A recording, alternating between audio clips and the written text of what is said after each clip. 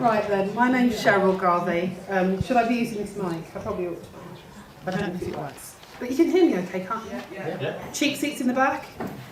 Okay. My name's Cheryl Garvey, and I have the real honour of hosting and holding a space for the conversations that we're going to have over the next few hours. We've got a few more people that are due to come, so I'm just going to give you like a final minute for checking anything, maybe to the bathroom, etc.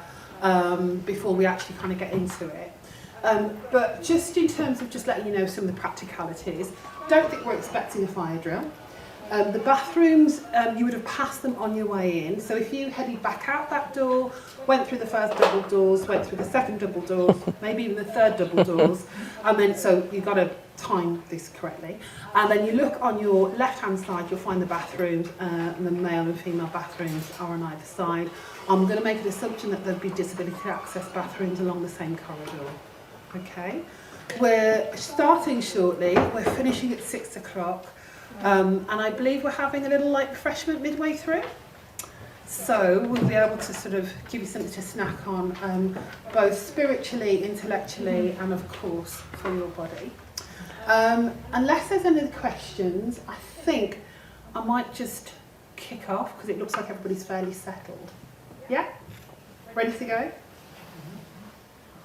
It's Friday afternoon, I know it's been a long week and we're all here. But actually, I suppose one of the things I really wanted to say was this is a really significant event, and I want to thank you all for being here, both the contributors and the people that have taken their time. This is the culmination of 13 years? Pretty much, yeah. Almost 13 years, yeah, so 2010, when somebody was doing some work in one of our local museums and just came across some random in a basement pictures, and something about them just spoke to her, and that somebody was Tama Monroe, who since that time has evolved into one of the leading contributors around cultural arts in Leicester and increasing nationally, and her organisation Opal22 Arts is a real growing organisation, and a lot of their work has been recognised. They achieved National Arts Council status last year, which is no mean feat. And in some ways, this almost feels like the end of the beginning for this particular collection of paintings. What we have for you is a real collection of perspectives that will give you both the kind of the cultural context and the real story around it, but also we're really delighted to have some globally eminent experts who understand this work, not just from that visual perspective, but also academically and what it means for that type of fine art. And we also have contributions from people who take a broader perspective and can able to contextualise what this means, not just from a Leicester perspective, but in terms from a UK cultural perspective. We have a range of speakers who will be sharing for, I don't know, 20, 30 minutes each, so please be patient. And what I'm hoping that there will be time for some questionings.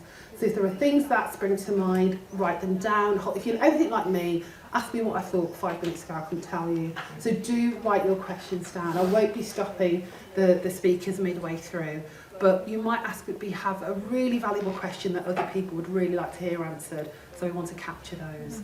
And hopefully, if there is time and space, we'll have a little Q&A at the end, but I'm not promising it because I know this is going to be a rich and full discussion. So, without any further ado, I just want to invite our very first speaker, Tama Monroe, to kick us off. Tara.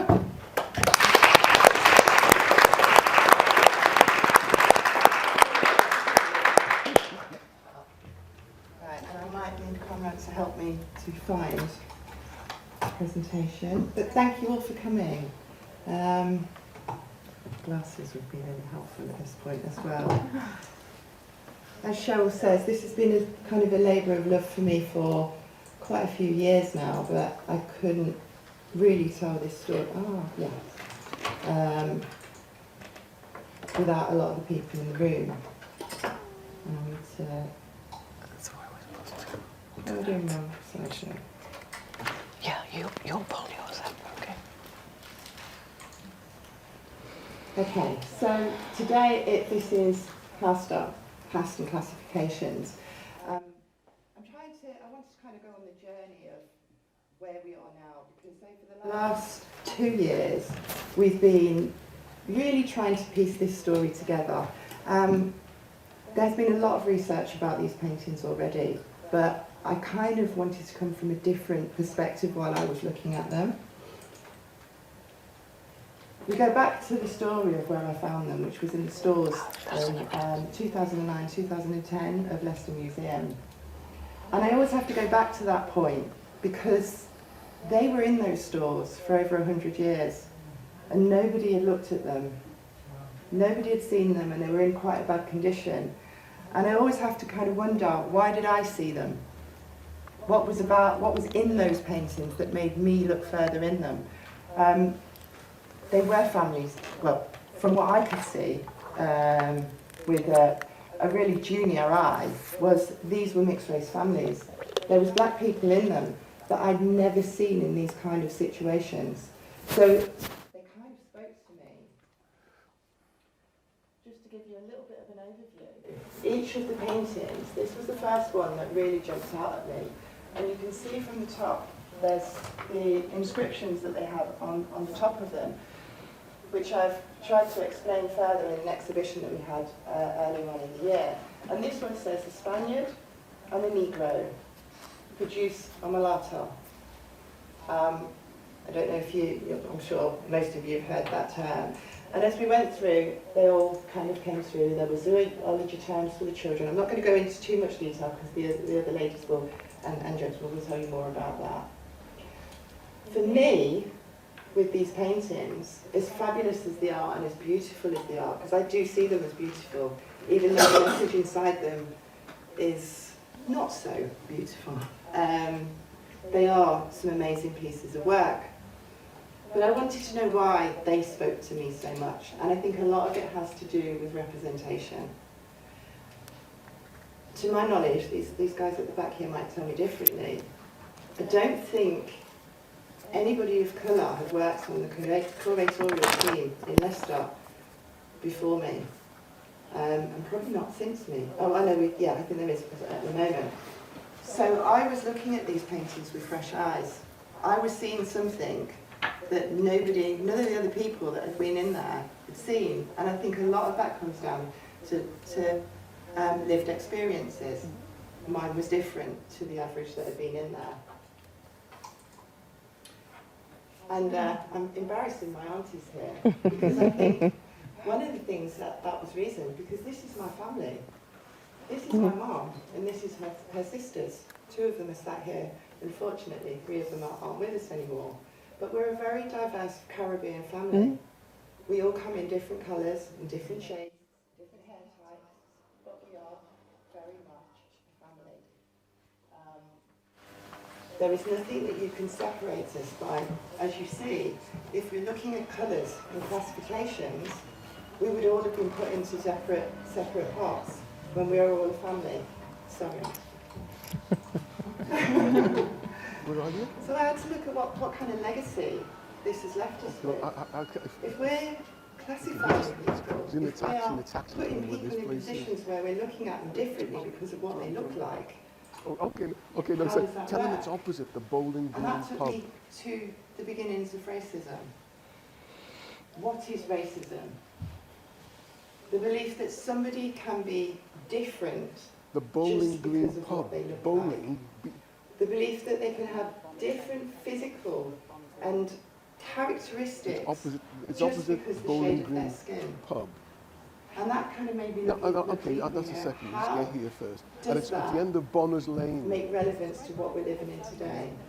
Are these things still happening? And as far as I can see, not a lot has really changed. It's just wrapped up very differently. There's a different packaging in it now, but those values still stand. What's in those paintings still stands. If you're darker than me, you can't be as good as me. These are clear supremacist ideals that still carry on and are very pertinent in our lives today. So I had a look at, and I started going into the scientific racism side of things. I don't want to Hello? go too far into these Hello? men, but what I wanted to, you will see more in the exhibition as it comes out in Okay. September, so I hope you will come to that as well. You know, we start with That's Carl it. Look, Linnaeus. can you call me? It's So if you the look end in of Bonner's the Lane. National Tell him he needs to go to the end of Bonner's Museum Lane. and look up what he's saying. He's Bonner's, actually Bonner's, touted as one of the great men of our B-O-N-N-E-R-S. society. Bonner's He's Lane, known the for end doing of Bonner's plants Lane. and, you know, they mention nothing about Listen, the end of Bonner's Lane. his research into race. That's- He developed something that was called the system of nature. So look, There can I was- leave when you get here? Call me and I'll come I down don't know and on that one, 16 where? editions You're downstairs, not again the of Bonner Lane. the system of Clapham nature. House. 16 Okay, I'll come editions down. he made. Okay. And by the time he got to the 10th edition, he stopped just putting people into black, American, Indian and European, but he started putting characteristics in them. But if you were European, you were an inventor, you were these great people. But when he got down to black people, he started talking about sexual organs. And I have to, really kind of wonder how you go from that, how you make sense of that. And these are people that Charles Darwin, Francis Galton, you're only just now head of eugenics, but still, we still have buildings in his name, we still have libraries in his name. These are people that are held up within British culture as great men to this day. So as I started unpacking this story, I wanted to know that was it just me that thought like this? Is this the story that I had, or was important to me? So the first exhibition that we did at New York Museum was basically just to showcase the paintings in the state that they were in. They're actually with the conservationist at the moment, but at that point, I just wanted to give the terms that was in the paintings and I wanted people to kind of happen on them the way I did and see what people's reactions were. And we got some really lovely comments. There was a comment board in there as well. But what we also did, Maggie, you're in here as well, was we had some contemporary artists come over and actually kind of collate the visitors' responses, and we're developing pieces that will go into the exhibition that will happen in September. So these are all parts of the way that I was trying to kind of understand what was happening in these paintings and how people felt about them. So we got some young people actually, there was families, all different ages, to create tiles about how they felt about themselves. And this is all going to be developed into one piece that we will put in the final exhibition. And some of the responses that we've got, I found was quite interesting. I've only picked up a couple because we had so many of them. But interesting glimpses into the perception of different cultures. Excellent to see this collection. The taste is how to blend the test is how to blend the original depictions and descriptions with modern cultural expectations. So as I say, the paintings are at the moment at the Conservationist, and they are looking fantastic at the moment, and we are uncovering so much and being able to spread the word and gain a real understanding. I have some exciting news, but I'm going to let the ladies tell you about it, and gentlemen. I keep on saying ladies, I'm forgetting Michael. But we visited them on Wednesday, and the development of this one in particular is just amazing. And I wish I took a proper picture, because I didn't, but I should have taken a better picture of this to show what it looks like now. On top of that, we had Subhadra Das and Angela Saini come over for a workshop that we did called The Perception of Race. Both of these ladies talk about human taxonomy and privilege within this country. Angela Saini was the curator of the programme that I just put on earlier, because I thought that was quite an interesting piece. They have done some amazing work, and they are still doing some amazing work with these paintings at the moment. And it was so interesting to have an event with a collection of lots of different people, with lots of different experiences and backgrounds, and get them to give them their perspectives on the paintings, on the background of the paintings, and how they felt that these paintings affected them today.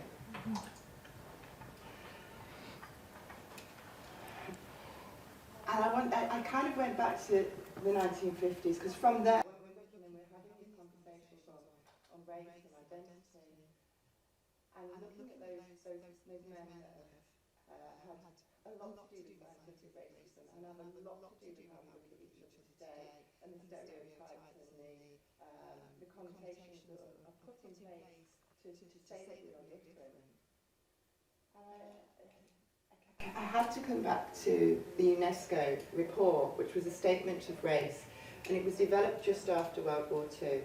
And it was a time just after Hitler had done whatever he'd done, and there had to be a need to take out that eugenic story. So even though it was very much a British story, they had to change that narrative, and they had to make it into something that was less, how do I explain it? I think I'm just going to say less. Because what they did was they didn't do it properly. They took about 5 or 6 positions to actually work it through, so people didn't actually take it seriously.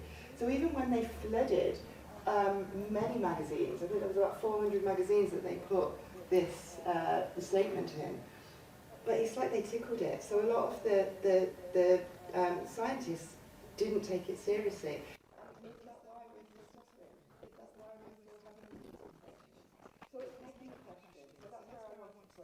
Story. I still have a lot of questions on this journey, but I do feel these paintings and what's in those paintings are the starting point, and what we build from there and what is an understanding of who we are, how we've got here, and how we move forward. So that's really what I had to say today, and obviously I'm shamelessly promoting the next event that we have, so please book your tickets. It is a free event, but it's a donation event at the British Event Centre, because that's how they prefer to do things. So please come, and the exhibition, it will open on the 17th of September at New Warwick Museum, so please put that date in your diaries as well. And from there, I will hand you over to me. Thank you.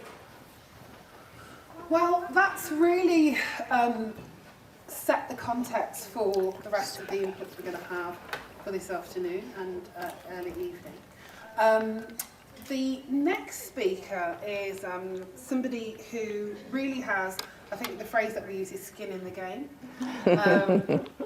Ilona is an eminent professor. She currently is the department head for the Los Angeles County Museum, which is not, when you say county in Britain, it just doesn't sound very significant, but it's actually one of the largest museum in west of the United States and has over 1 million visitors.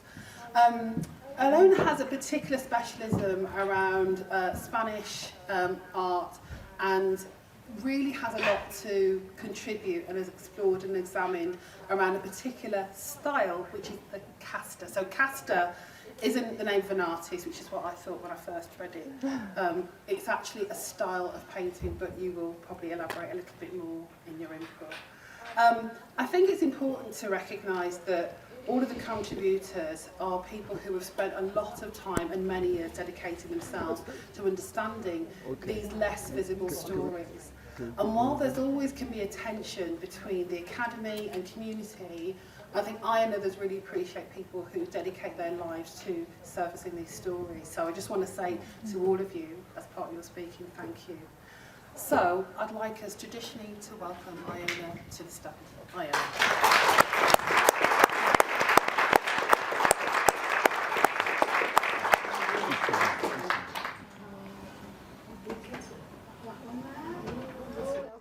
What with your surname on it? Okay. All right then. Awesome. Okay. Perfect. Just take you. Okay. I don't want to pose. I'm good. Yes. You probably don't have to move when these people come out. Microphone working? Yes? Yes. Okay. Yeah, it's all good.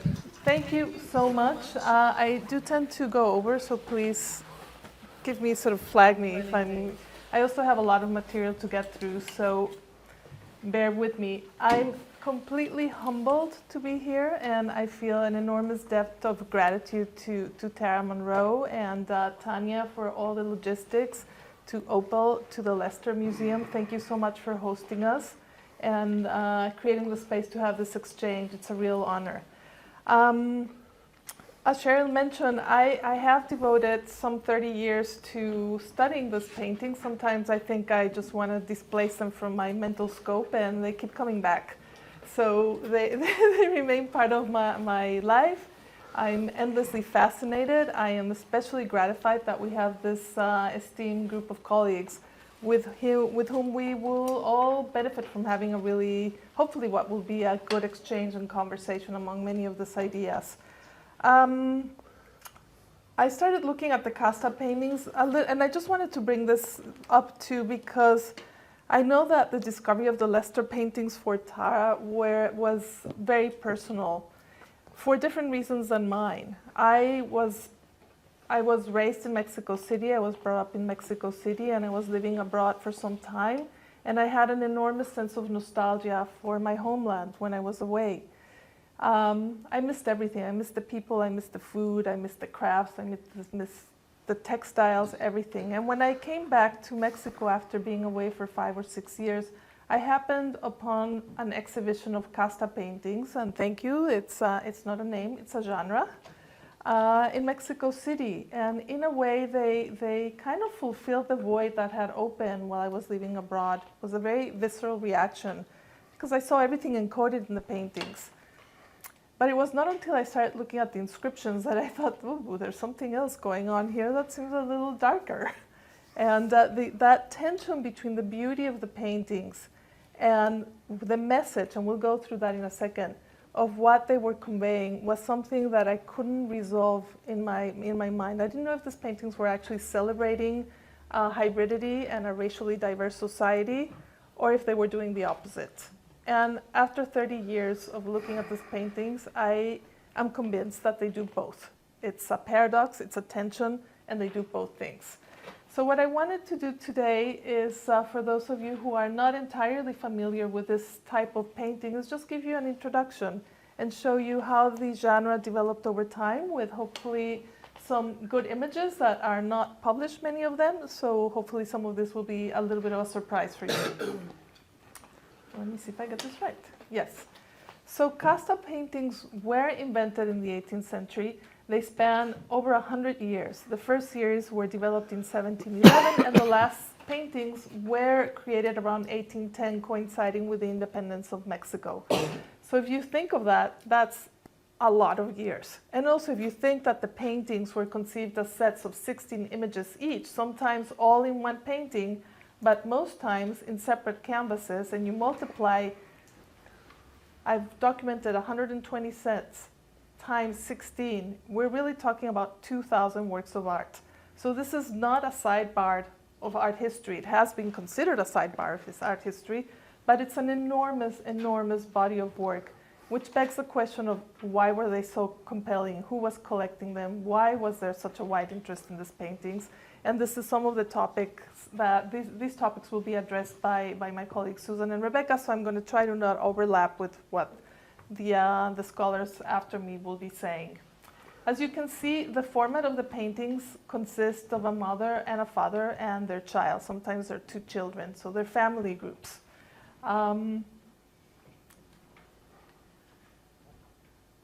They are really interesting in the way they are conceived because the inscriptions are key for telling the story. If you just looked at these paintings, you would think that they're placid images of a hybrid society. But when you start looking at the inscriptions, you start seeing something else coming up. And for example, this work says, it says, Español y de India produce mestizo. From Spaniard and Indian, they produce a mestizo. So the 3 first paintings of each set chart the process of blood mending. So if an indigenous woman keeps mixing with a Spanish man, on the 3rd generation, they would become purely white or Spaniard. But if an indigenous woman or a Spaniard mixed with people of African ancestry, they would hopelessly degrade in the racial scale. And this is a story that all the paintings from the very beginning to the very end of the genre chart out. What's really interesting is that a lot of the paintings are inscribed with this terminology for identifying the different castas. Many of these terms developed in the 16th century, such as mestizo, which was a term that was used widely in the 16th century following the colonization of Spanish America. And it was initially used to describe animals of different species, but at that time it was used to talk about the progeny of mostly Spaniards and noble indigenous women. Then it became a term that became more all-encompassing and had more pejorative connotations. Mulatto, as we know, is a term that describes the union of Spanish and Black people, and it derives from the term mule. So a lot of these terms were zoologically inspired. And another term, for example, is sambo or sambaigo, which literally means knock-kneed. So that just gives you a sense of how these terms were being deployed.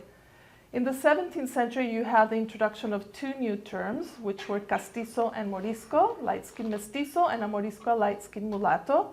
And by the 18th century, you have this virtual explosion of crazy terms.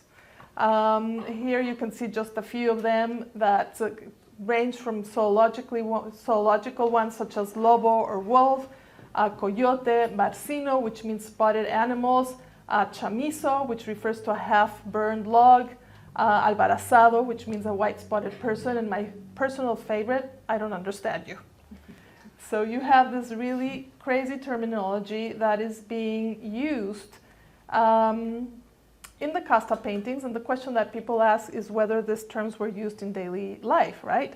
Some of them, such as mestizo and mulatto, were used, castizo and morisco too, and they appear, for example, in parish records. There was a massive impulse to classify people also in the legislation. But many of the terms that you see in the casta paintings do not appear in the legislation, for example. That doesn't mean that it was not used in the streets. We just, it's a very complicated issue, but the terms that are codified in the castas are kind of, especially in the 18th century, they really explode. And I'm showing you here a manuscript that is in the Hispanic Society of America that you will be able to see if you get a chance to see the exhibition of, at the Royal Academy right now. Which includes this list of castas too. There were lists that were sort of being integrated into different documents with all this terminology. Now, why were the casta paintings created? And I think this has to do largely with the impulse going back to the voyages of colonization that took place in the 16th century when different countries in Europe were starting to sort of spread around the world. And they were trying to make sense of the people that they were encountering in different parts of the world. So at that time, and we have to remember, we didn't have email, we didn't have photography, there was no cameras. So people in different parts of the world were wondering about other humans and what they look like. So many of the travel books include very stereotyped images of different peoples around the globe. This is one that really had widespread diffusion. It's many, many editions. And from the 16th century, so you can get a sense.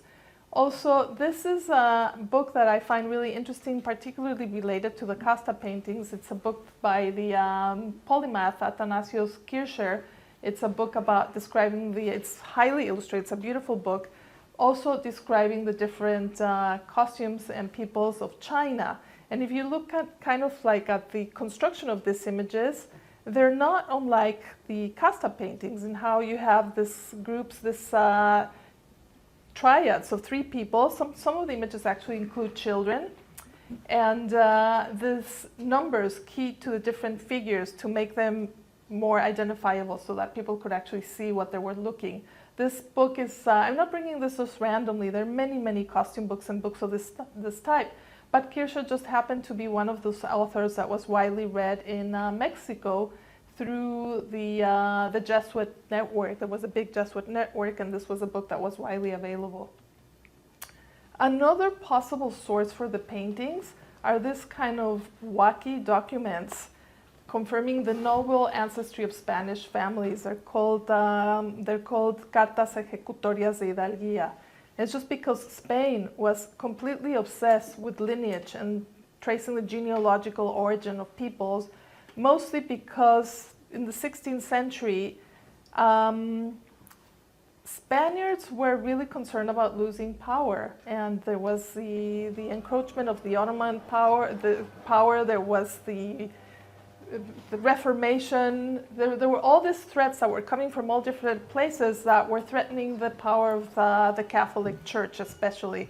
So with Jews and Muslims in Spain and converted Jews or conversos, people were starting to get anxious that they were going to lose hold of society.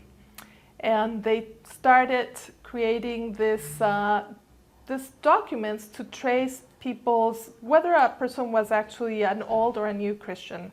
If you were a new Christian, you were not entitled to so many privileges as old Christians, and there are too many to list here because we only have 20 minutes, so I have to keep track of that. But there was an obsession with tracing the purity of or limpieza de sangre of people, and that kind of got superimposed to the casta system, especially in the 18th century. Now, the paintings developed at the beginning of the 18th century, and there were earlier images from the early 18th century and the 17th century that they depicted sort of local places in Mexico that show this very varied social groups. And this is a really wonderful painting by Manuel de Arellano that is in a private collection in Spain that shows a procession of people into the newly built church of the Basilica de Guadalupe in Mexico City. But it was this kind of images that actually gave you a slice of society as a whole. So I think that this might be the prototypes for the development of the genre. And then the earliest paintings are possibly by Manuel de Arellano, but something that you see happening here is that they're not part of a family group. So this is kind of like the proto-casta paintings. What I really find fascinating here is that they're paintings that are created by local artists. So these are not paintings that are being created by artists that are coming from Europe, but actually by local artists that were already born and educated in New Spain or Mexico. And the sense of pride is really coming through the inscription in this painting, where it describes Mexico as the head of the Americas. So you get this kind of sense of pride and this collection of different items that you see in the depiction. For example, the figure of the mulata, and it's inscribed with the name mulata, is shown wearing a choker full of pearls. Pearls were completely tied with the idea of the riches of the New World. So it's already signifying luxury and riches. And there's also another really interesting thing happening here, which I kind of love, which is a type of dress. These paintings are very rich in terms of the dress that they deploy. Indigenous women and women of African ancestry were not allowed, according to sartorial laws, to wear the clothes of European ladies. So women of African descent developed this really unique type of clothing that it was described by travelers as a skirt fitted from the top that was fastened with the silk ribbons and had brooches made of gold or silver. And you see it often in many of the casta paintings to mark the bodies of women of African ancestry. Some of the travelers were aghast when they would come to the New World, because they would say that, they were aware that African women were not allowed to wear European clothing, but that the clothing that they had invented for themselves was even much more ostentatious and lavish than that worn by European women. So it was kind of a topic at the time. We don't know where that type of garment came from, but these are some possible antecedents that you can see from different types of clothing that were worn by Moorish women in Spain, especially in Granada. This is another painting from that early set from 1711 that is lost, and it shows a mulatto man kind of with a snuff box. So tobacco may seem like a random detail, but tobacco was a staple of the New World. So it's there are all these details that are kind of really making these paintings highly rich. And these are another two paintings from this same set that depict what we call Indios Bárbaros, or heathen Indians. So that's how they're labeled in the paintings themselves. And they kind of almost always appear towards the very end of the sets to mark the difference between the mixed races of the colony that were Christianized and were part of the social fabric, and those that remained on the fringes and refused to be conquered. So it's kind of this this notion of the people that still remain to be folded into the system. And they're also marked in very specific ways. For example, the facial scarification. So all of these elements are really encoded in the paintings. And I don't know if the Leicester paintings have the facial scarifications. We might see that when with the conservation, right? I thought I'd bring this painting for some of you who may not be familiar, which is really wonderful. It's a new discovery. It's in the Museo del Prado. It's the daughter of a viceroy in Mexico, standing with her indigenous companion in the court of Spain. We don't really know who the artist is. There are a lot of different theories. But you also see how all these little and big details are encoded in the paintings to mark the bodies of others. And I don't know how you feel, but I really find this painting, I mean, I'm looking at it now on the screen, and there's a depthness of expression here that is just very, very unique. It's a real person. And which brings me to the sort of the subject that most Casta paintings, the images are figures of types. They're not depictions. So they're types of different racial mixtures, which is not what happens in the Leicester series, which makes it really unique.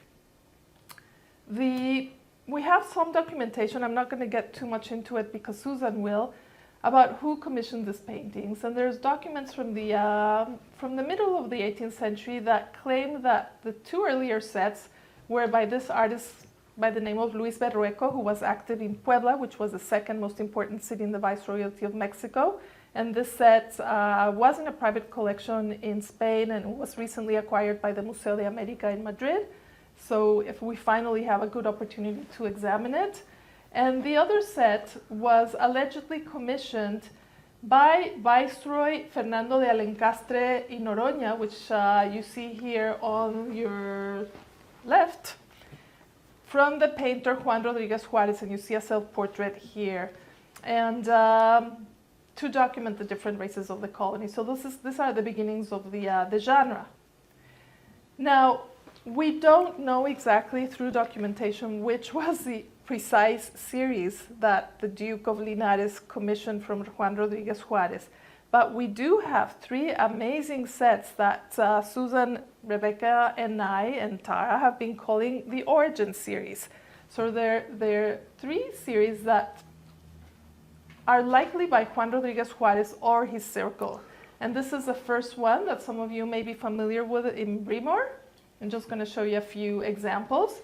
You see here the classical image of the indigenous woman with a Spanish man and their child, which is kind of, and I'm sure there are all these questions because they're two kids, right? Which is the child? Is it the baby, or is it the one carrying the child, or is it both?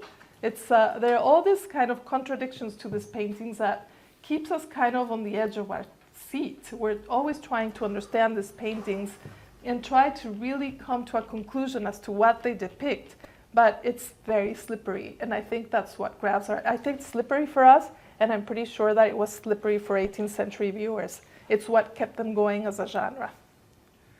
Here are two more paintings of the set, and by now you can see that the depiction of the mulatta on the left, you can see very clearly the type of garment that she's wearing, right? That's used to describe this group of castas. We've seen this one, which is from a second set. And these are 5 paintings. I'm going to show you just a few that are in a private collection in Mexico. Here's another one that you can also see how the compositions are built. Just want to walk you through some of these paintings. Here are a couple more. That might be related to the Leicester set, so that's very exciting. So these wonderful scholars that we have right here are in the process of reconstructing the set and just trying to see some of the paintings that are missing, but with the restoration of the paintings, I think we're going to get a much fuller view of the images. When we went to the conservation lab, it was really kind of stunning because we saw the painting. The detail is really amazing. The portrait is great. This, in my mind, I don't know how everybody else feels here, are not racial types. They are actually portraits. There's something else going on here that is very endearing. Whether it makes it the first set or not, it's difficult to tell. We just can't at the moment. But they're clearly portraits, and this man that you see here is the same one that you see on the painting on the right. I mean, in my mind, it's the same figure. So we're talking about works, especially this set, that is making use of real-life models, which is not the case for most of the sets that were produced in the later 18th century. Yes, you see the same thing here. This portrait was just incredibly moving, also of the indigenous man. These are very detailed images. They're not types. Now, I wanted to bring these two paintings from what we call set number 3, which were recently in the Spanish market, and they were acquired by the Museo de América. I just, so you can see that they're constructed more or less in the same way. But this is not so well known. Before they were bought by the Museo de América in Madrid, they were found like this. So I'm going to ask for like an interactive view here. What's the difference between these and these?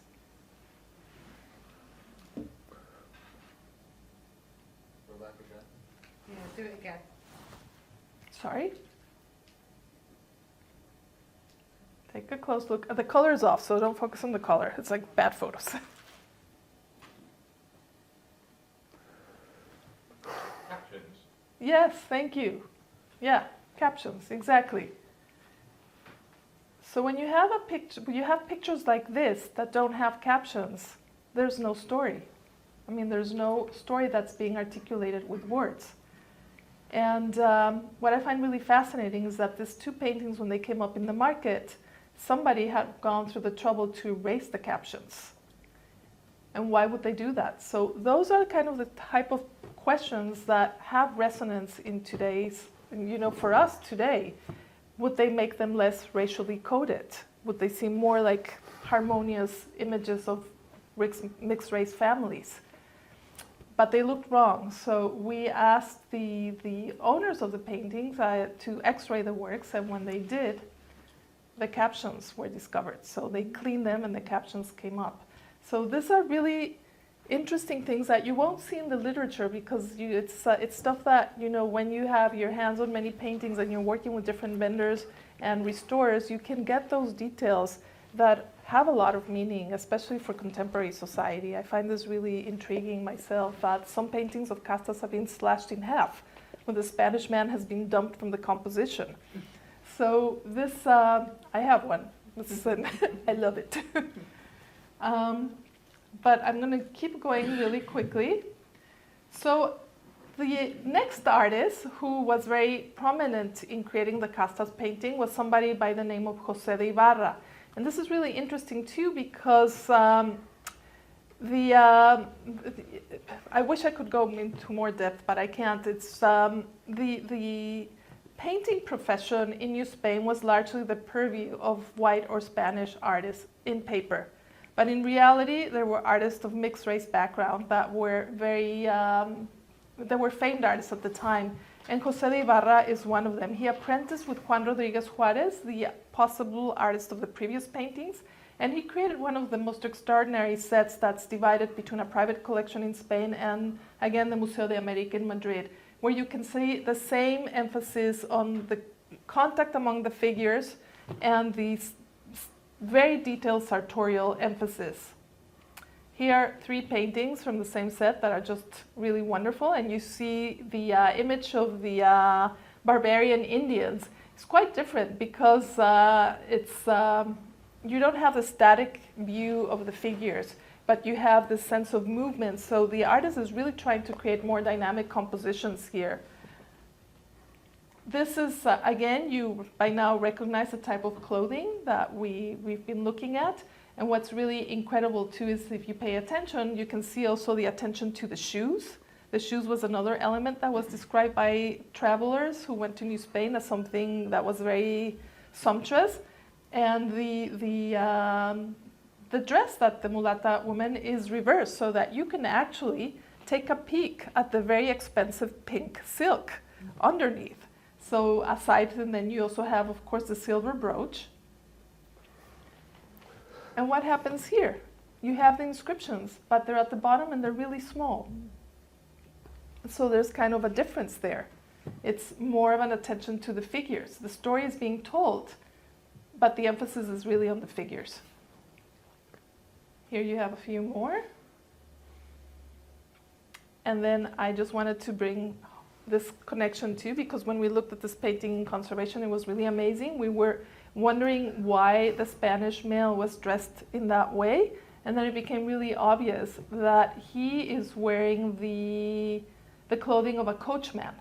So he's actually a coachman, or cochero in Spanish, and you can see in the set that came later by José de Ibarra that the black figure is wearing the same type of clothing.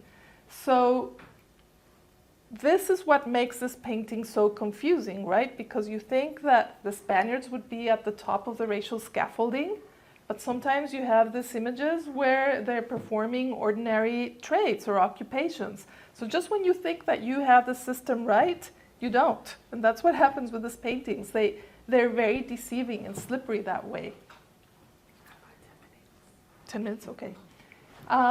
Here's another painting that we saw in the conservation lab by Juan Rodriguez Juarez of the indigenous women selling eggs and chicken. And you see how the model is replicated later on by José de Ibarra. So you see also that there's a chain between the artists. Their artists are looking at each other's work, and it's carrying on all the way through the end of the 18th century.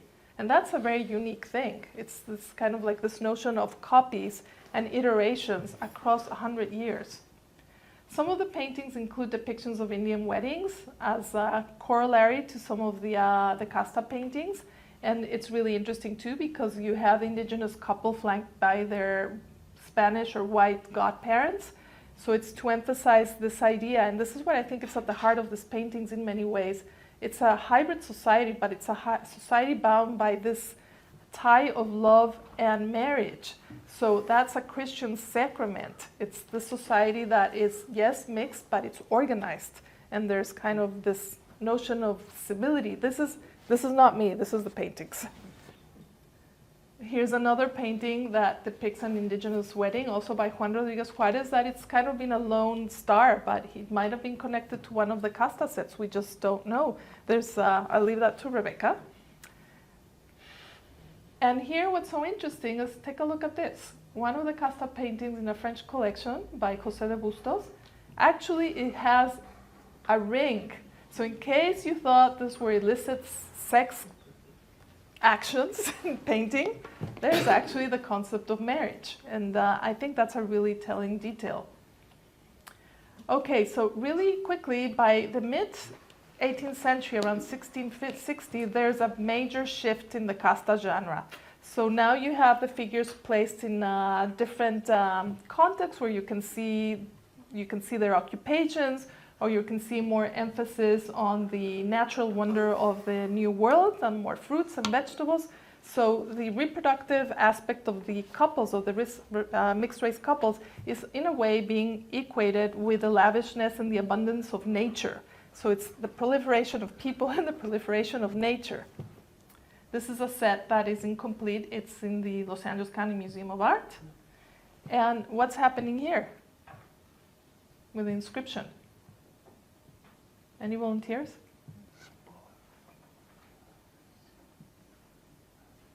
Is it slightly different?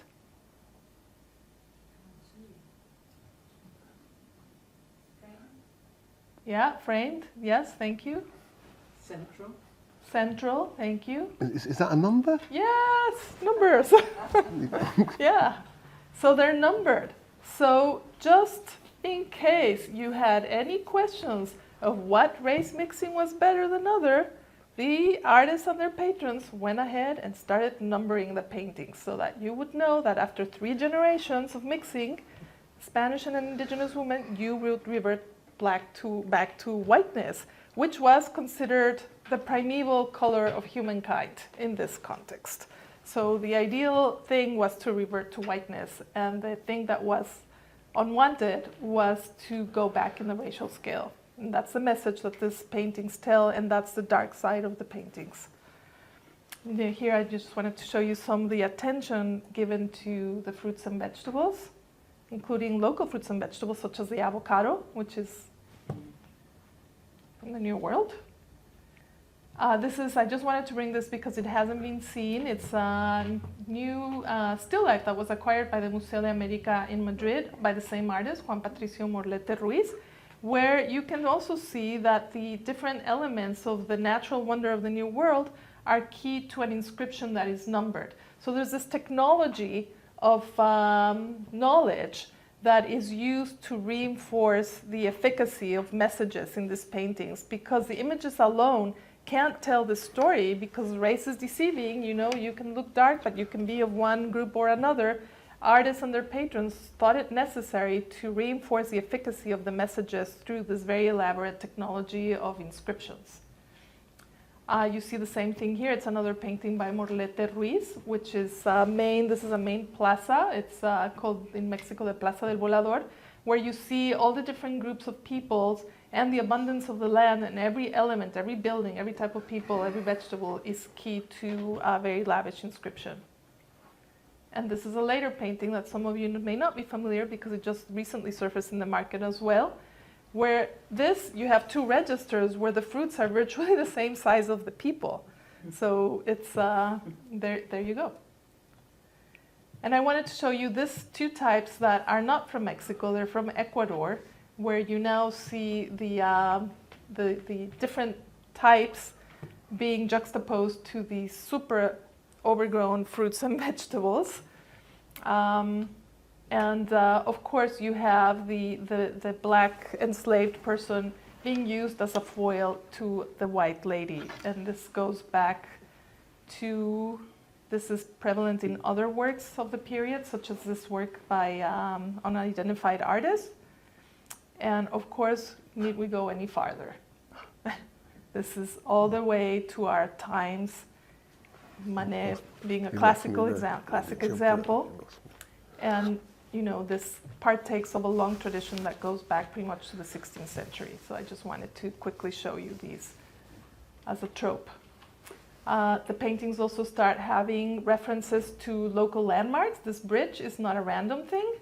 It actually refers to a bridge in this major paseo or place of leisure in Mexico, which was called Ixtacalco, where they had, if some of you have the occasion to travel to Mexico, maybe you've been there, it was called the second Venice of the world. There are all these canals with this very sort of idyllic place where people of every social background commingle. So it made it into the paintings. And the bridge is a synecdoche for place. So these are kind of things that you start seeing in the paintings that viewers of the time would have immediately recognized. You see it here as well on the upper side of the composition. And here's a detail where you can see the Paseo de Iztacalco, of course with the famed Virgin of Guadalupe.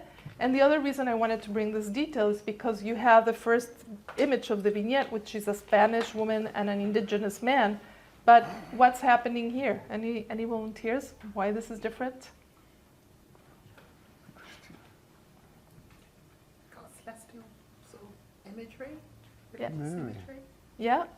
Well, the first vignette is slightly different than things we've been seeing. So, yeah.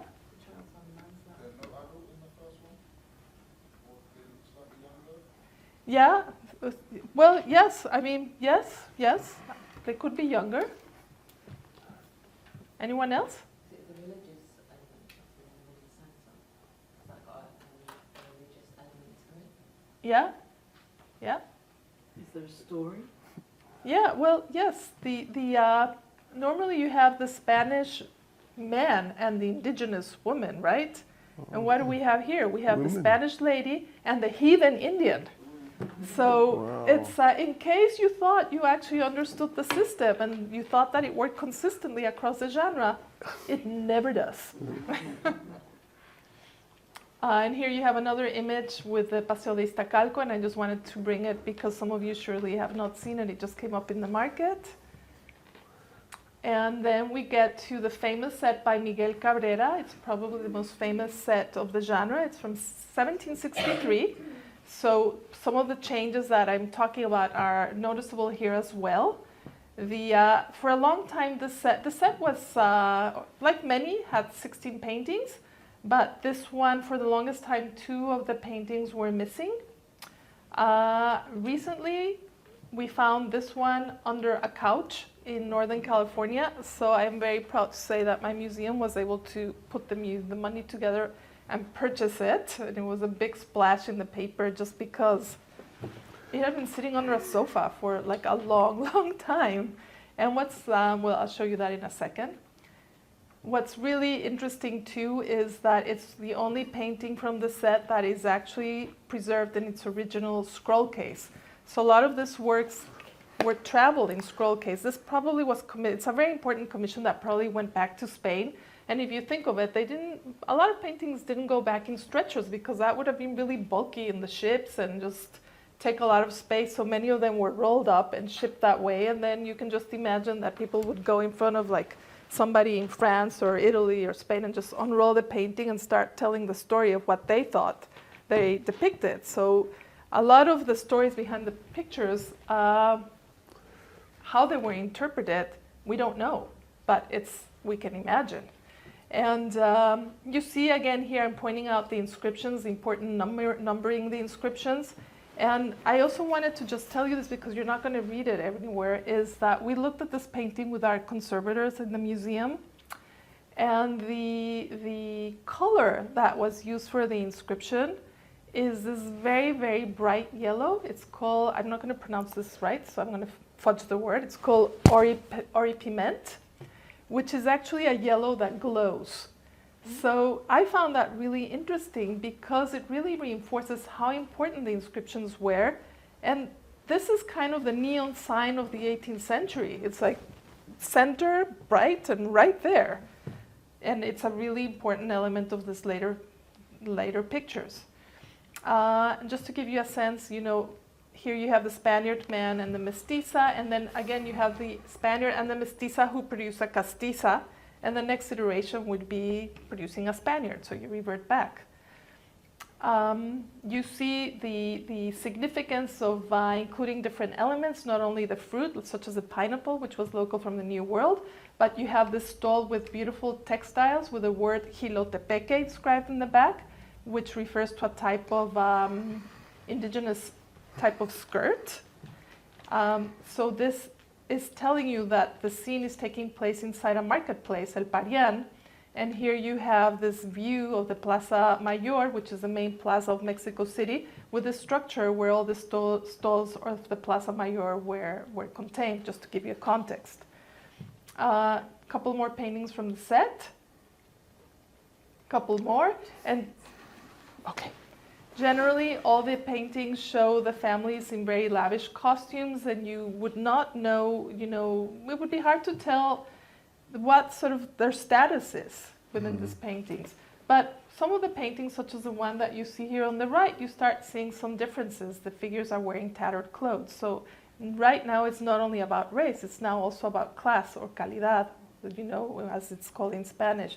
So socioeconomics is having the same weight in many of these pictures as race. Because we don't have a lot of time, I could really go through it. I'm going to end here, but I wanted to point out that these paintings were created by colonial artists. They're not created by Spaniards, so they're local artists. And the question that I often get is, these paintings are horrible. They're about race mixing, and they're why are they produced? You know, I think in many ways they're images that show a society that's bound by love, hence the familial metaphor and the children and the affection between the figures, to kind of counter the notion, the widespread notion in Europe that the Spaniards were losing control of their people. So hybridity was an inevitable part of colonial reality. It just existed. So these paintings, in a way, respond to that widespread anxiety by showing, yes, we are a society that is mixed, but we're bound by love, and the Spaniards are at the top, and Africans are at the bottom. So we have it all under control. So what role did painters actually have in making these pictures? Did they have any agency? Were this kind of like pre-established images that are responding to very specific requests? I think these two paintings beautifully exemplify the agency of artists. And I'll tell you why. Because Miguel Cabrera, who's the painter of the set, passed in the official documentation as white. But he was either of mestizo or African background. It's not clear. The documentation has been really murky, but he was of mixed race. And I find it astounding that in the first painting of the set, the Spanish man is obliterated. You don't see his face. He's pointing directly at the indigenous woman. So this is a very purposeful detail that is it's speaking volumes about the agency of the artist. And then there are other subtle details that we were able to get at through looking at the paintings with conservation. The painting on the right, the figure of the Morisca woman, which is it's a combination that refers to African ancestry. The brushstrokes are much more refined than the brushstrokes used to paint the face of the Spaniard. And it's very noticeable. This is something that if you're just looking at a picture in a book, you would never notice. But when we looked at this with our conservators, it was really evident. And I don't know how much we can sort of infer from the artist. I mean, what were artists thinking, especially artists of mixed race, when they were painting these images that were commissioned to create these images? They obviously have to make a living, so they're responding to commissions. But in this set, and the set at Leicester, which is a reason I love it so much, there's a different level of engagement, of pictorial engagement on the part of the artist with how they're conveying this image. In the Leicester pictures, the portraits of the individuals are striking. It just says so much about the desire to make these figures not into types, or into types but individualized in many ways, something to explore.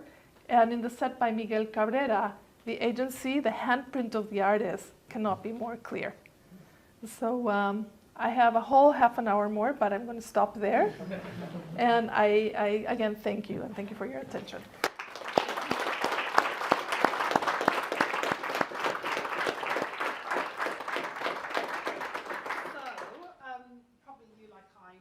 An incredible lot more than I did at the start of this, but what you can't see is the reaction of the other scholars in the room, because they're also reacting to this.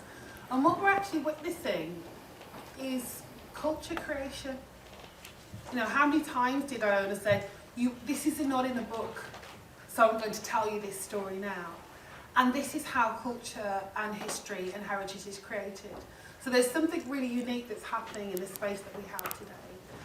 And because each of the scholars are offering almost another piece of the story, I'm actually going to hold on questions. And I want to allow the next contributor to join the stand, if that's okay. Not least because I think the last train from Leicester to Birmingham is about 10 to 11, and I plan to be on it. So you want to just bring Susan to the platform, and I will then get her lined up and ready to go. All right.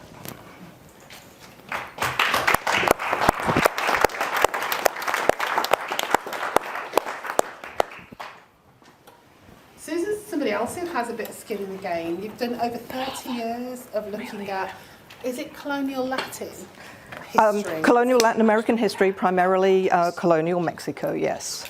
And you are at the University of Texas. The University of Texas at Austin, and I'm an associate professor in the Department of History there, yes. Interesting time to be in Texas. Indeed. An interesting time to be doing your work. But thank you. I don't want to eat a penny more of your time. Over to you. All right, thank you. And I would like also to thank, obviously, Tara and Tanya, wherever she may be, and really to echo Ilona's sentiments. It is such an honor and really quite astounding to be able to participate in this amazing journey, even if it's only a small part of, or I'm the small part of the journey. And going to the conservators will be something that will stay for me forever, because it is really extraordinary. So thank you. And I will be back. Just a bit of background too.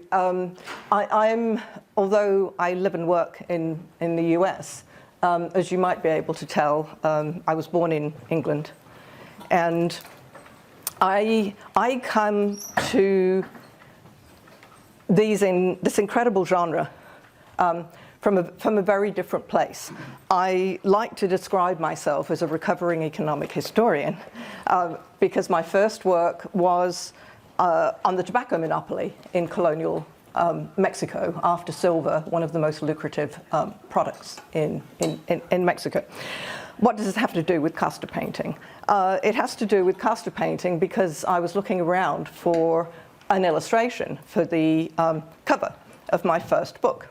And one of my lovely students at the time said, I'm very familiar with this incredible genre, and I'll loan this book to you, and take a look, because I think it's got some illustrations of tobacco workers. It was one of the first compilations on Casta paintings by a scholar, Concepcion Garcia Saiz, and to use a as far as that, I found my jacket cover for my book and just became absolutely mesmerized and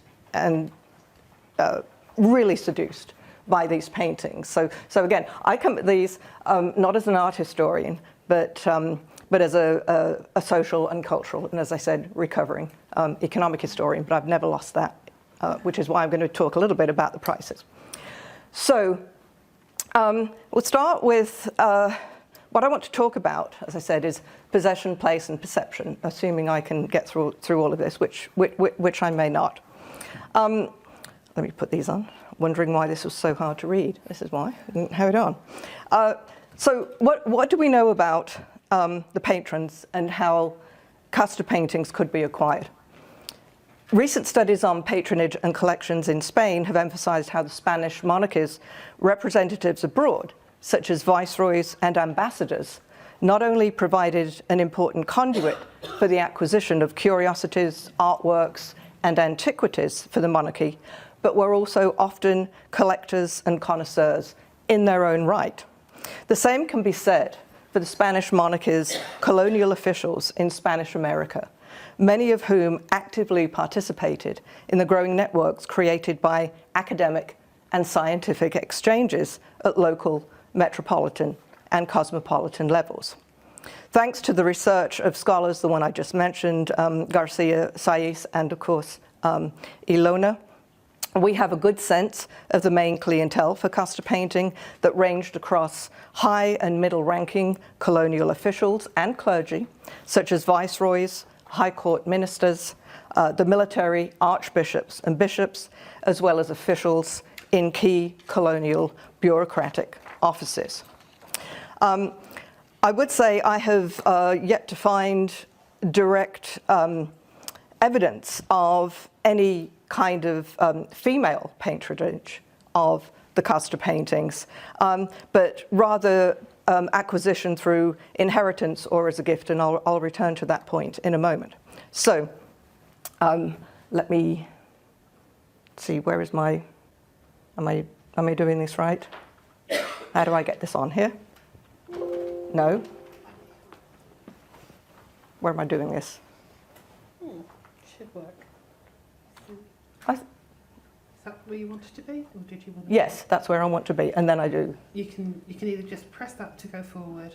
Okay, all right. Is that right? Yep, good, thank you. Technologically challenged. This is a different portrait of Linares that Ilona has already shown, and as one of the,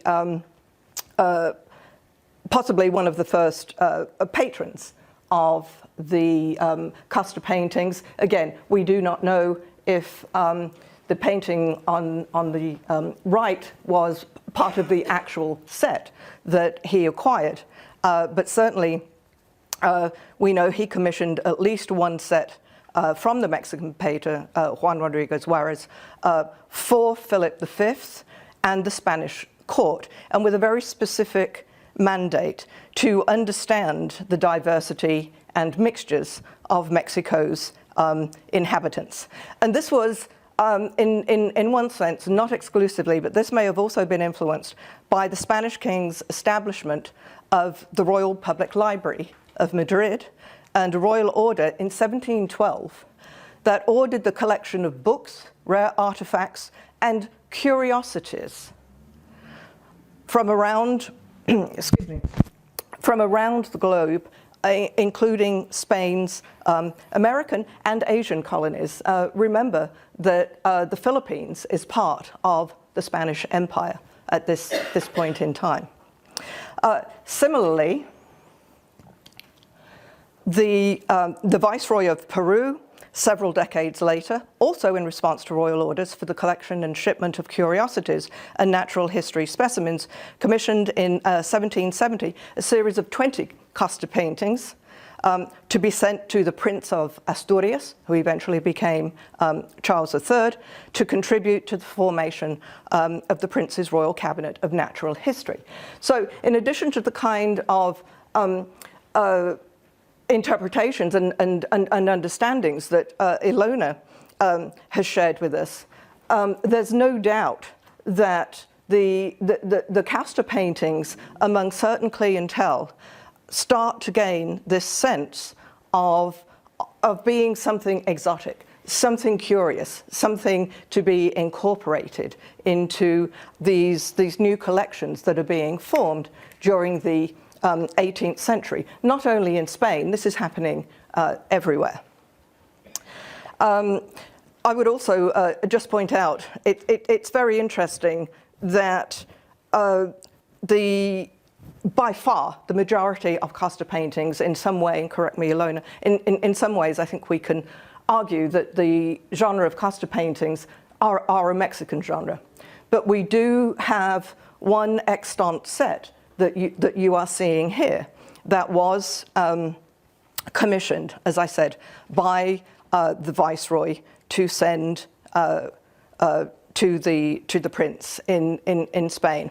Interestingly enough, in this set, there is an accompanying document explaining for the Prince that the paintings demonstrated, quote, the notable mutation of appearance, shape, and colour that results from the successive generations of mixing with the Indians and the blacks, and which is usually proportionately accompanied by inclinations and qualities. So again, to kind of build on Ilona's point about the development of the genre and eventually needing numbers to understand the sequencing, we see here that those individuals who are commissioning these for royal collections recognize the need to explain what they are actually seeing. And again, just a quick insight with this set into the curiosity value attributed to these. I think is provided by the nature of the other items. I'm not going to read them all because it's a pretty long list. But these are actually, the Casta paintings are actually included in the same shipment with, quote, 50 coconuts, 4 dyed animal pelts, and several bolts of white wool. So you get the sense of how they are being conflated and categorized here. So, in addition to sets of Casta paintings being specifically commissioned for royal collections in Spain, many colonial and ecclesiastical officials also commissioned or otherwise acquired Casta paintings, and I'll talk a little bit about what I mean with that distinction, otherwise acquired Casta paintings for their own collections. And this helps to explain why so many series of Casta paintings ended up in Spain, since when officials completed their service in colonial Mexico and returned to Spain, they took their Casta paintings back with them. Some did remain in Mexico, however. I have several examples here that I know I don't have time to get through, but I do want to explain the first one, to kind of individualize this collecting aspect. And this is one of a very interesting individual, Archbishop Francisco Antonio Ilona. He acquired a series painted by Jose Joaquin Magon. You see one example of what was a 14, I believe it's 14, set. And again, whether it's by direct commission or otherwise acquired is not entirely clear.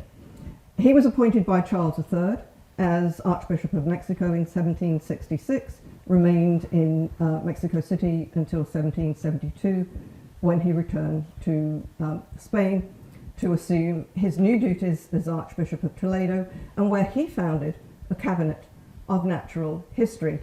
Now, it's very interesting in as much as he had a wide-ranging interest in ethnology, natural history, and the antiquities of Mexico. His personal, as I said, his personal collection included, in addition to the Casta series, which he took back with him to Spain, indigenous artifacts, shells, manuscripts, and some pre-Hispanic antiquities. So again, the context for the collecting and how these are being understood and characterized. I chose him because rather like the excellent point that Ilona was making, that once you think you've got a handle on it and then something comes up and it all goes away.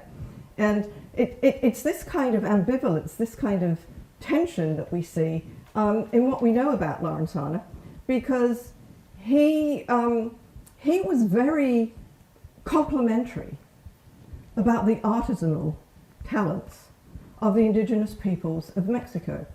And he praised, for example, little figures that he had acquired and collected, little figures made of feathers and wax that, as he commented, quote, could not be bettered by those made by the artisans in Naples, end quote. His admiration for indigenous craftsmanship, however, did not prevent him from launching a sustained attack on the popular customs of the contemporary indigenous population. And this is where the connection, and I think what helps us to think more about the resonance between his attraction to the Casta paintings and his work, basically, what he did and the kinds of laws he was, or policies he was influencing.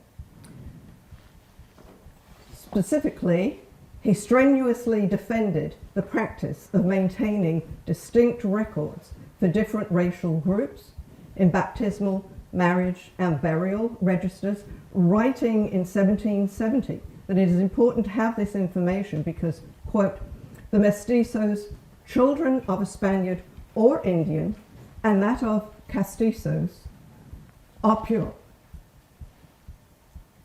which is not the case for blacks, mulattos, coyotes, lobos, moriscos, cuatarones, and other mixtures. And those categories should always be recorded promptly because the omission is irreparable and any delay in recording those categories makes a remedy much more difficult. So you can see the kind of issues that he was thinking about in terms of what he's seeing in colonial society in Mexico, and thinking about these racial mixtures, even as he can be very praiseworthy about the artisanal achievements of indigenous peoples. So that, I just want to give that example. I'm not going to, the only thing I wanted to say about this is, other than to kind of reiterate that we have this mixture in or form of Casta paintings. Some are multi-canvas, some are single canvas, and Ilona had already addressed that. The other thing that I would say about this, just from a pure point of evidence, this is very rare in as much as it includes both the person who commissioned this painting, the Lieutenant Colonel of the Army, Antonio Rafael de Aguilera y Orense, and the artist, who was his friend, Don Ignacio Maria Barrera y Ordóñez, which is kind of like gold dust for us to have that kind of information. And again, you can see the kind of inscription. This also includes reference to local places of leisure with Iztacalco that Ilona has already indicated. So I'm going to move on. Maybe we can come back to my other examples.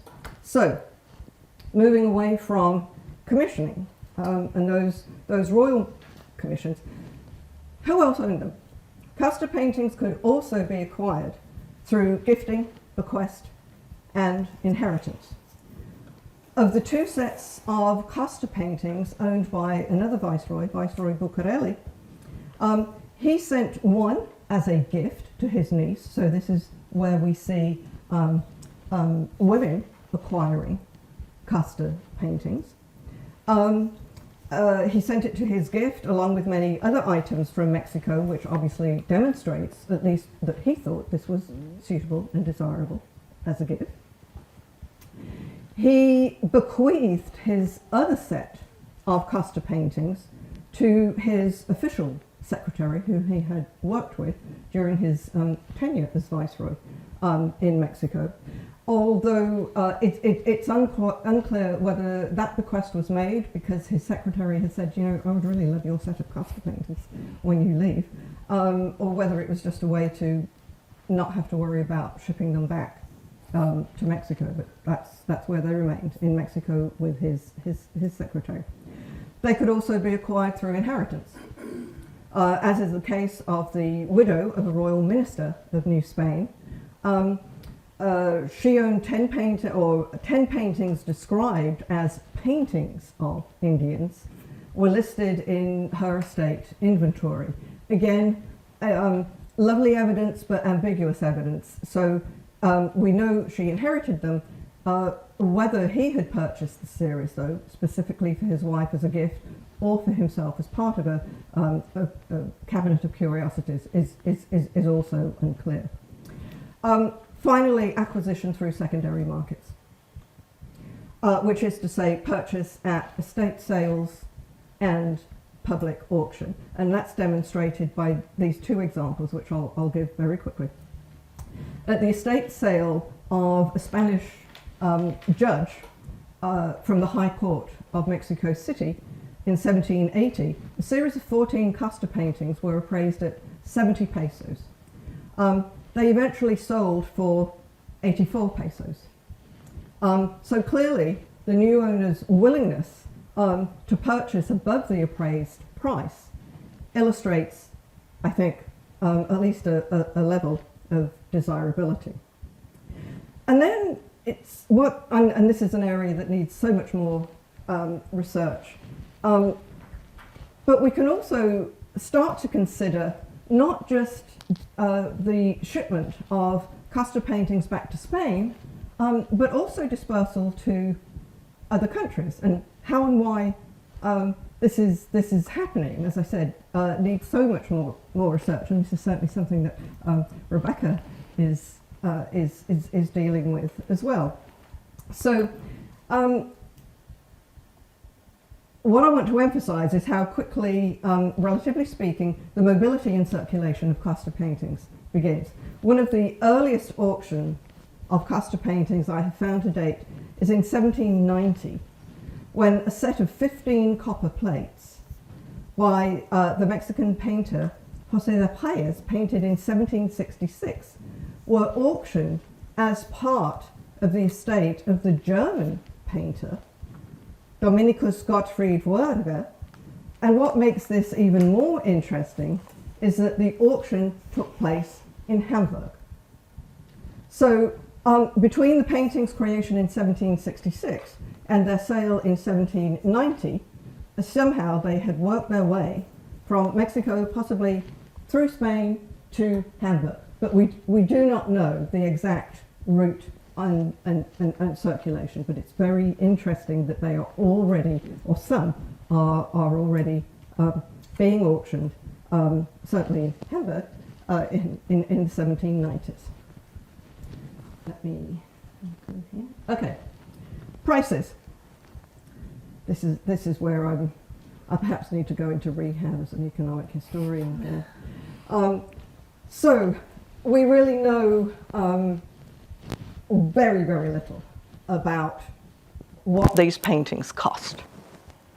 What you see on that table is basically the summation, certainly with my research to date, of the prices that I've been able to find. It's very hard to get information on this. What I'd like to draw to your attention is kind of the variations that you see there. We have two appraisals of the single canvas, just the single, not the multiple series. One is at 35 pesos, the other is at 2 reales. And I'll come back to that. It's really not clear what accounts for the low evaluation of 2 reales. Possibilities include a generally really poor condition, low quality, no frame, and an inexperienced appraiser. In this particular case, it was a master carpenter who was doing the appraisal of the inventory, not a painter. Conversely, the appraisal of 35 pesos for the other single canvas was done by a painter from Puebla, already mentioned, by Ilona, Luis Borrejo, who coincidentally painted a set of castas for the Bishop of Puebla. And as such, he may also have possessed a sharper sense of demand for the Casta series, in addition to their quality on which to base his appraisal. What I would say here is, whatever the reason, 2 reales is unlikely to be representative of the price of a new series of Casta paintings. What's also interesting is, if you look at that range, it seems to be clear that single canvases were not necessarily cheaper than multiple sets. And again, a lot of this needs to be unpacked further, but a set of 16 separate canvases was appraised at 16 pesos, almost half the value of a single canvas of 35 pesos. So lots of variables that we could talk a little bit more about that enter into these evaluations, but I do want to put these into some kind of perspective. And that is, by the end of the 18th century, the subsistence income for one person was estimated at 34 pesos annually. And for a family of 4, an annual income of 136 pesos just to survive. So the single canvas, again, of 35 pesos, was equivalent to a yearly subsistence income for one person. So what conclusions would you draw from that? They're quite expensive. Yes, absolutely. So, you know, it gives us some sense of a more detailed sense. I mean, I think it's not unusual, or it would not be unusual to assume it's only wealthy people who are purchasing these. But it's always good to have the nitty-gritty details to think about exactly what kind of price ranges are we thinking about here. Okay, places and spaces. How am I doing? 10 minutes. Oh, I might make it. Places and spaces. So, aside from price, which is a determining factor on whether you can or you can't, another determining factor is what space you have to put these paintings. I'm showing you here shots from a recent exhibition called Painted Cloth, which was at my university museum, the Blanton Museum of Art, which had 12 Casta paintings from different collections as part of that exhibition. What do you notice about sizes that's being done? All of these are Casta paintings. Excuse me? They can be pretty big. They could be pretty big and pretty small. Thank you. Yes. So, again, you know, this helps us to think about the kind of real estate that an individual would have to have. You know, I mean, if we take this one, this very tiny little jewel, just lovely, up on the left-hand corner here in the right-hand side. I could even put that upon my wall. I would love to. Not so the others. So this is, I just wanted to give you, sort of get it into your head, that size, space, matters, clearly. It might be an obvious point, but I wanted to mention it. And again, just two more. Again, you get the size and the range. The top one from the Museo de Historia with this exhibition of Casta paintings, and the Museo de America in Madrid.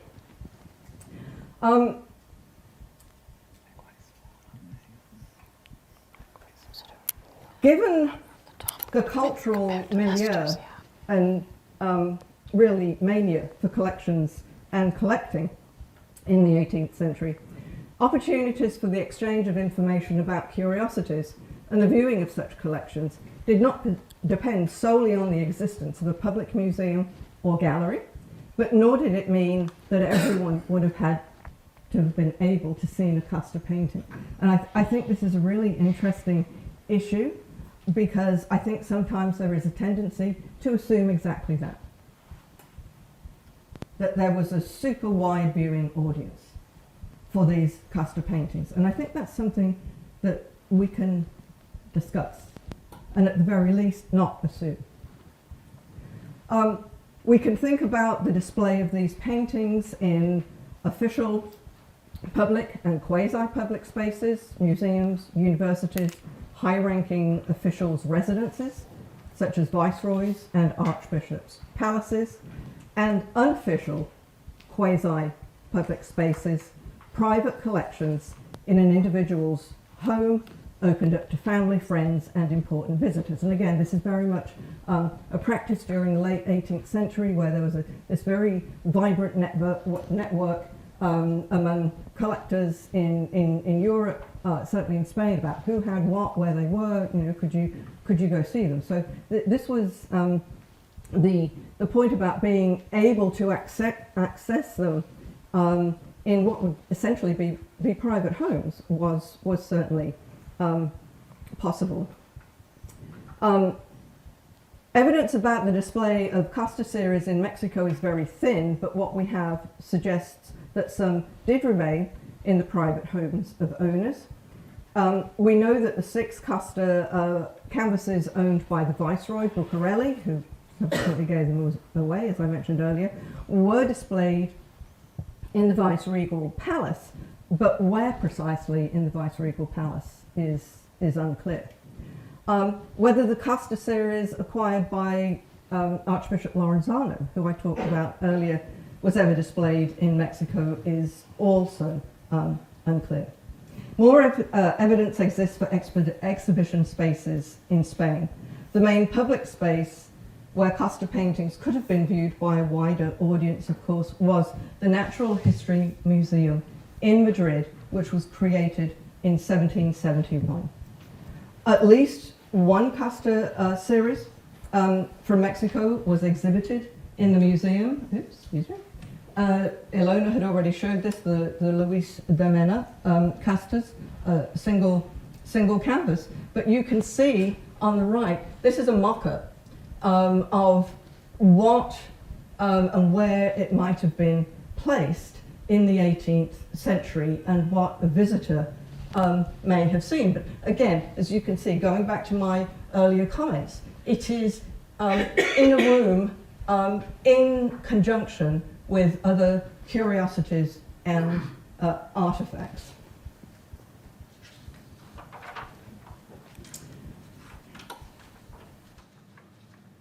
How am I doing? 3. Oh, God. Okay. Then, in that case, I Doing very will... well. Doing very well. Okay.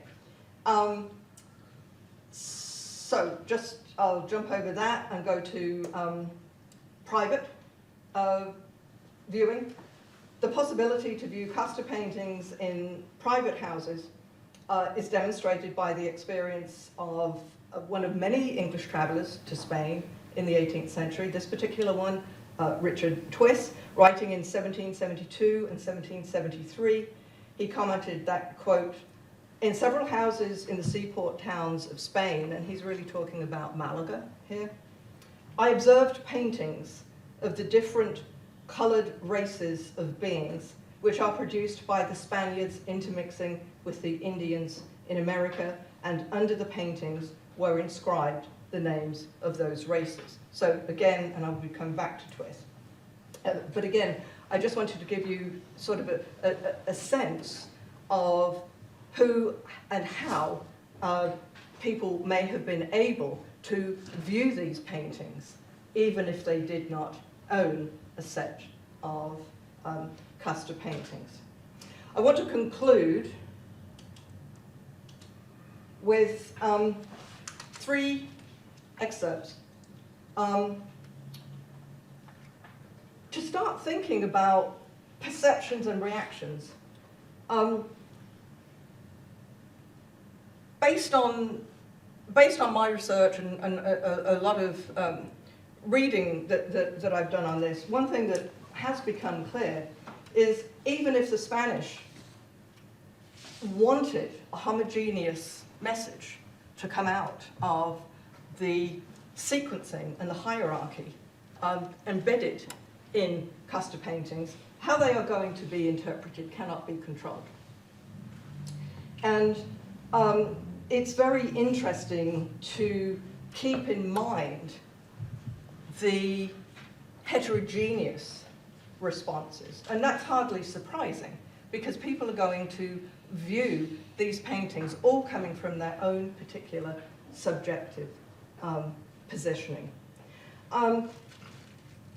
Again, I'm not going to read these completely, but the first one is actually from a Creole theologian. And Creole, in this sense, means a Spaniard born of Spanish parents in Mexico. So basically, this is a white person who is commenting on the Casta paintings. And he is actually having a really hard time with them. And one of the reasons he is having a hard time with them is because increasingly throughout the 18th century, there is a growing distinction within the Spanish population between those Spaniards who are born in Spain and for the most part are the colonial bureaucracy, the colonial rulers, and those Spaniards who are born, even though they are white, those Spaniards who are born in Mexico, who actually are not perceived to be as equal with the white Spaniards from Spain. And he's very sensitive to this. And you can see, you can all read the quote, yeah? Yeah. you can see that top and bottom, he's worried about two things. One, this growing sense that not just Spaniards in Spain, but Europeans in general really thought that the entire populations of Spanish America were of mixed blood. Didn't matter what their skin color was, even if their skin color was white, they were of mixed blood.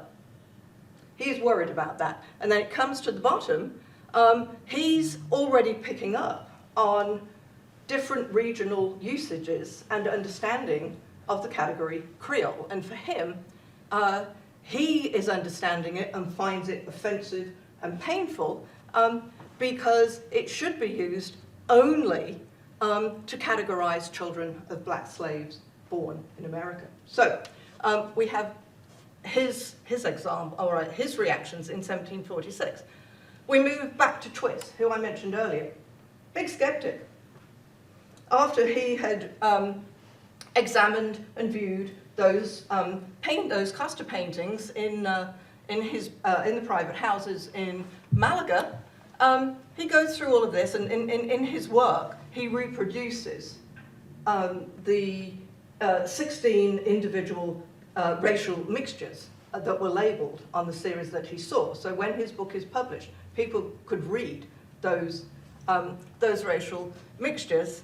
But look what he does. Instead of saying, oh, look at this is the reality of what's going on and what's happening and what's being shown here, he says, they are as follows, though they may appear somewhat unintelligible, and it will be very difficult to prove the truth of what therein is advanced. So, skeptic. So someone who thinks they're going to have a real impact on their lives, a skeptic, and then, and this is kind of a segue, or will be a segue into Rebecca, something totally different. Transatlantic, go across to England.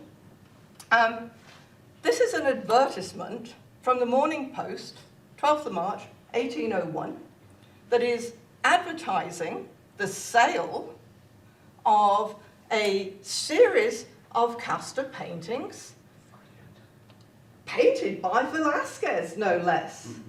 Not true. Not true, but advertised as Velázquez Gradations of Color, which now occupy the subscribers gallery at the European Museum, were originally intended for the Escorial at Madrid, and are, without exception, the most interesting and valuable productions ever publicly exhibited. Thank you.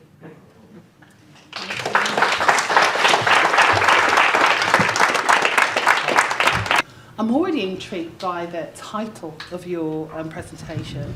So without any further ado, if you want to just put your hands together and bring Rebecca to the front.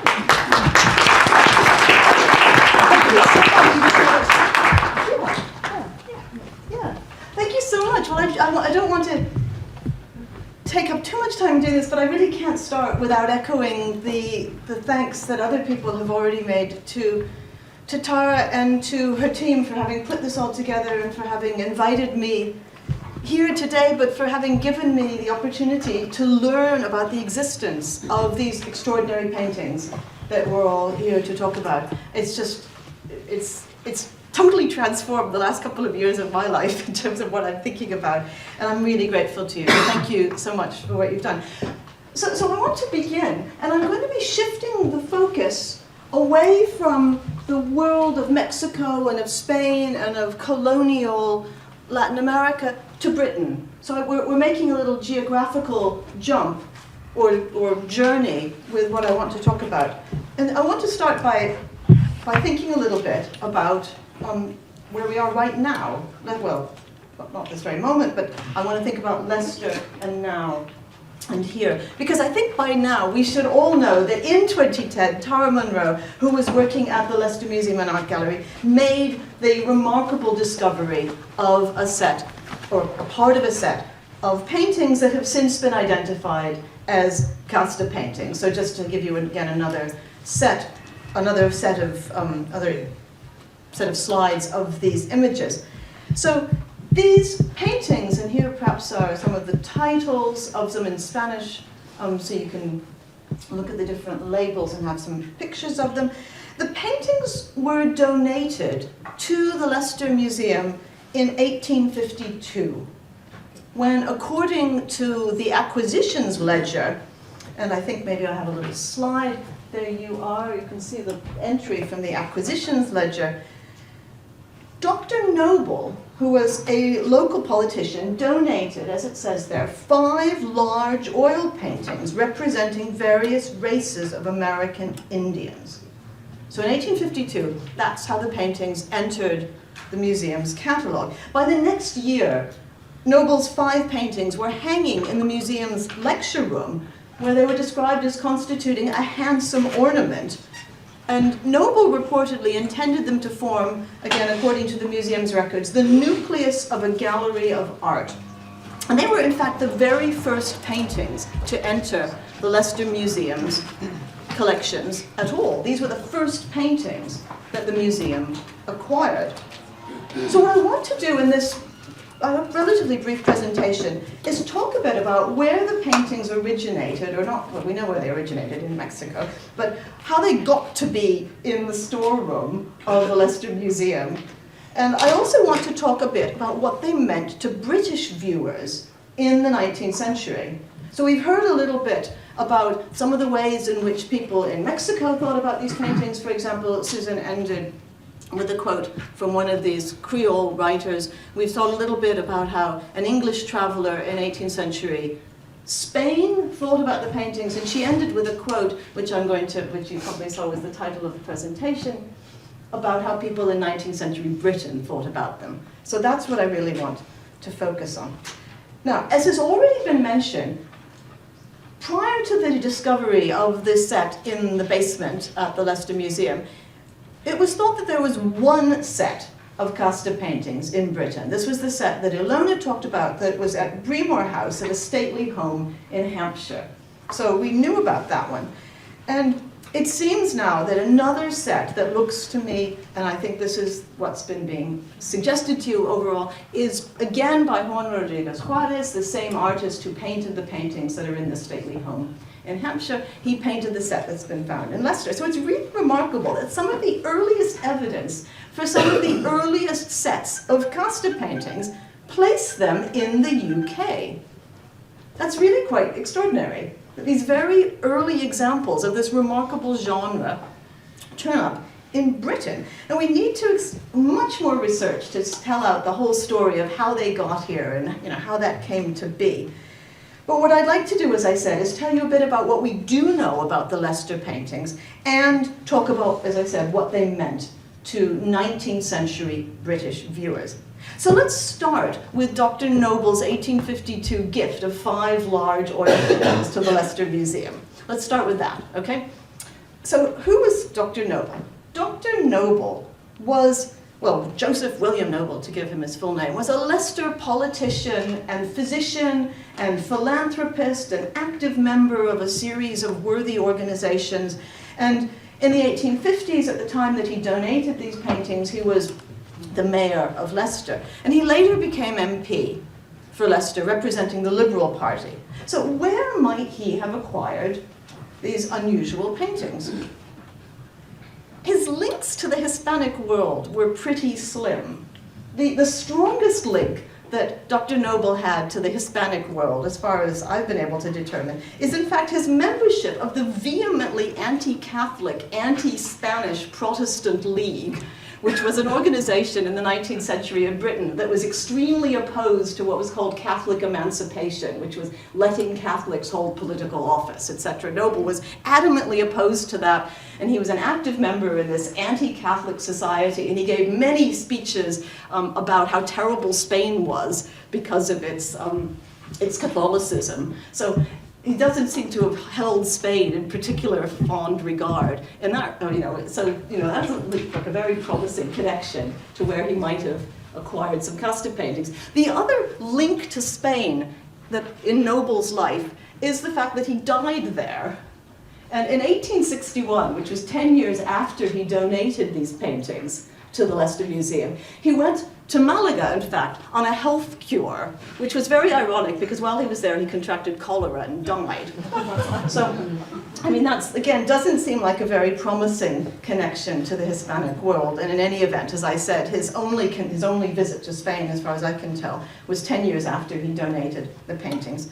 Anyway, so those aren't probably the most useful leads. But in fact, it seems that the most likely source for these paintings wasn't distant Mexico, and neither was it slightly less distant Spain. It was actually the relatively close-to-hand town of Leamington Spa, which happens to be where I live.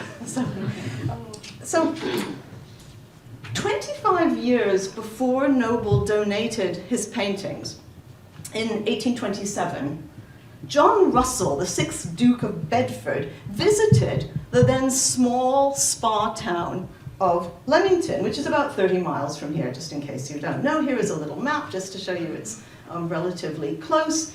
And here is a picture of Leamington becoming a fashionable spa town around this time.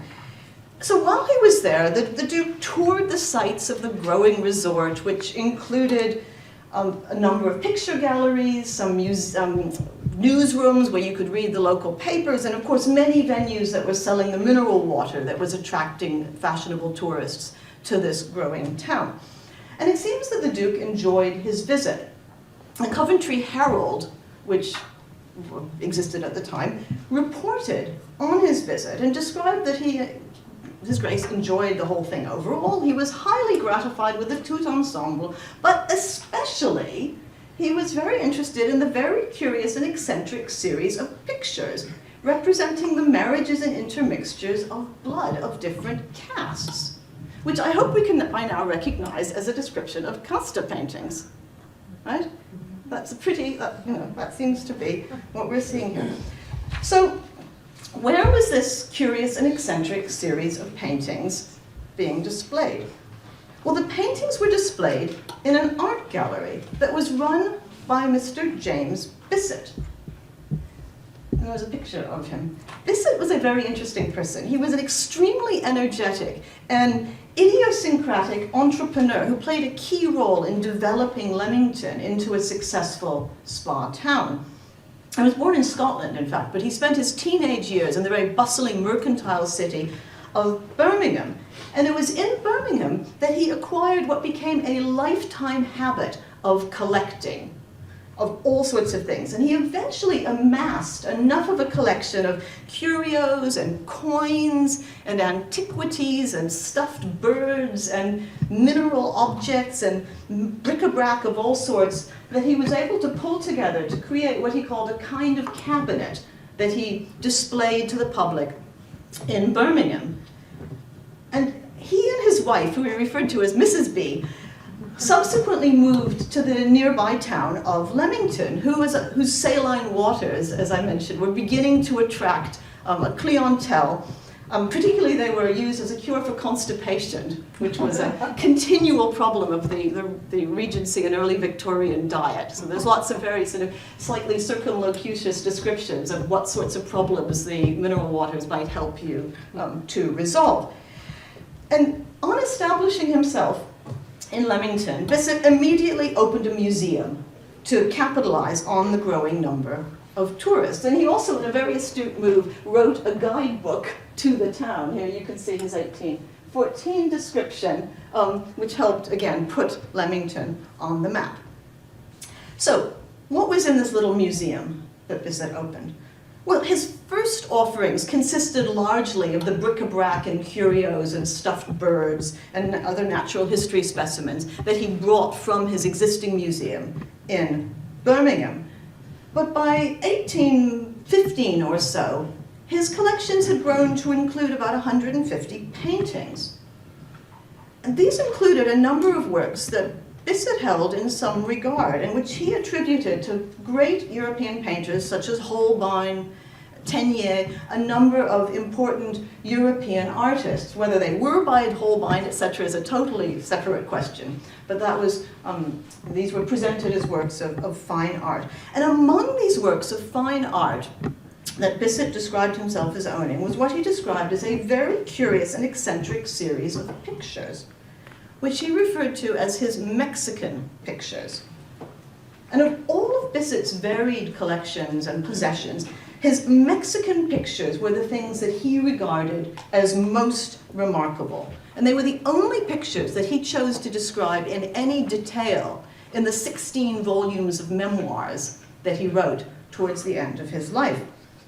They were, he wrote, painted large as life. And here is part of his description of them.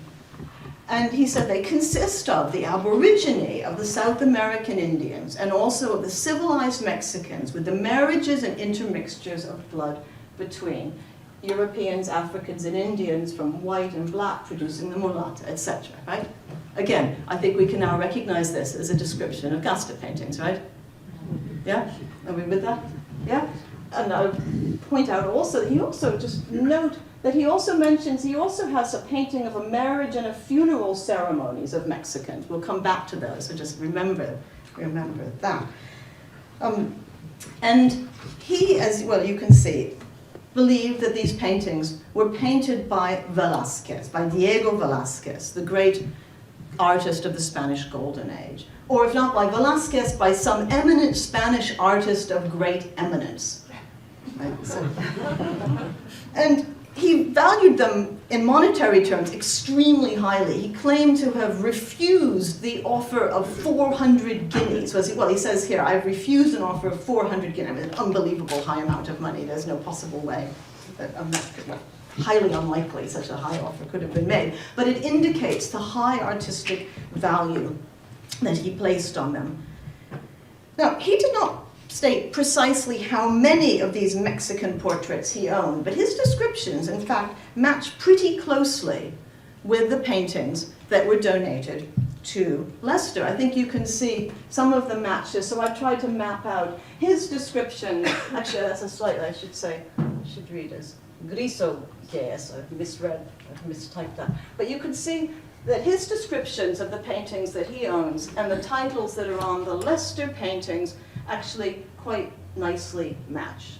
So the Aborigines, the savage or wild Indians, etc. So you can see them mapping out really nicely. How these look very similar, yeah? So far so good? Yeah. So after Bissett's death in 1832, his heirs sold off his collection in a whole series of sales in Leamington and in Birmingham.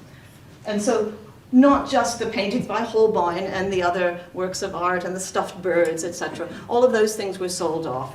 And it seems highly probable that it was at one of these sales that Dr. Noble acquired his 5 large paintings.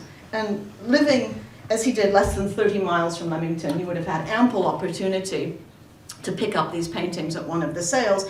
And building on the point that Susan just made about the need for a certain amount of wall space if you're going to be hanging 5 large oil paintings, in 1833 he had just purchased a very nice country estate outside of Leicester down at Hull, which would have provided ample wall space to hang his 5 large pictures. So he was actually furnishing a house at around the same time as these sales.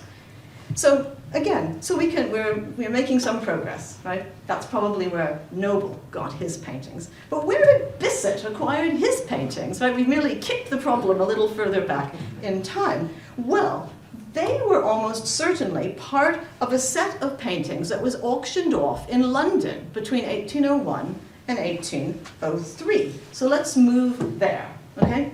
So we're now location number 3 in our little trajectory. So in 1801, the European Museum, which was really a sort of auction house and art gallery in London, advertised the sale of a series of artworks, which included, among the lots that were for sale, 16 curious, valuable, and interesting pictures representing the various gradations of color among the human species, their customs, dress, etc., which the auction catalog attributed to the Spanish artist Diego Velázquez. And the description in the auction catalog makes it pretty clear that these were a set of Casta paintings. And here is the description from the auction catalogue, right? So again, I think we can see we are in the presence of Casta paintings. Yeah? You might also note that it includes 2 lots of a marriage and a funeral. Yeah? So notice that. Right. So here we have this set of auctions that were held. You might also notice the totally different ordering of these pictures from the ones that we've seen, some of the other ones that we've seen. Notice the order seems quite, as they say, random. Well, the London newspapers were extremely enthusiastic about these unusual paintings. The Morning Post, and I think this was the quote that Susan was ending her presentation with, the Morning Post declared, Velázquez's gradations of color, which now occupy the subscribers' gallery at the European Museum, were originally intended for the Escorial in Madrid and are, without exception, the most interesting and valuable productions ever publicly exhibited. I mean, that's quite a puff, right? Other newspapers referred to them as Velázquez's wonderful gradations of color, Velázquez's astonishing gradations of color, his celebrated gradations of color. The Morning Post reported rather improbably that they had been bought by the East India Company and that they were going to be given as a gift to the Emperor of China.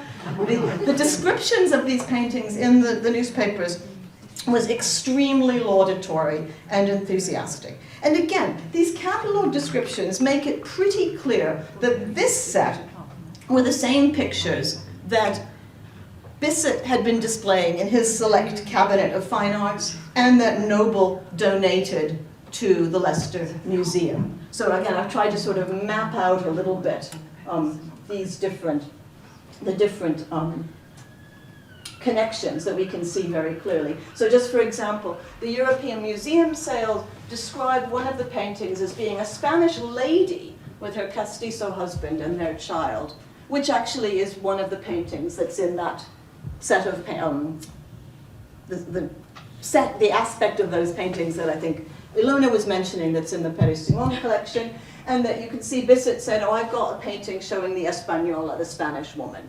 So there we've got the Spanish woman, for example. So I won't bog us down with trying to map out, but the point is that you can see a pretty close correlation, I think, in this way.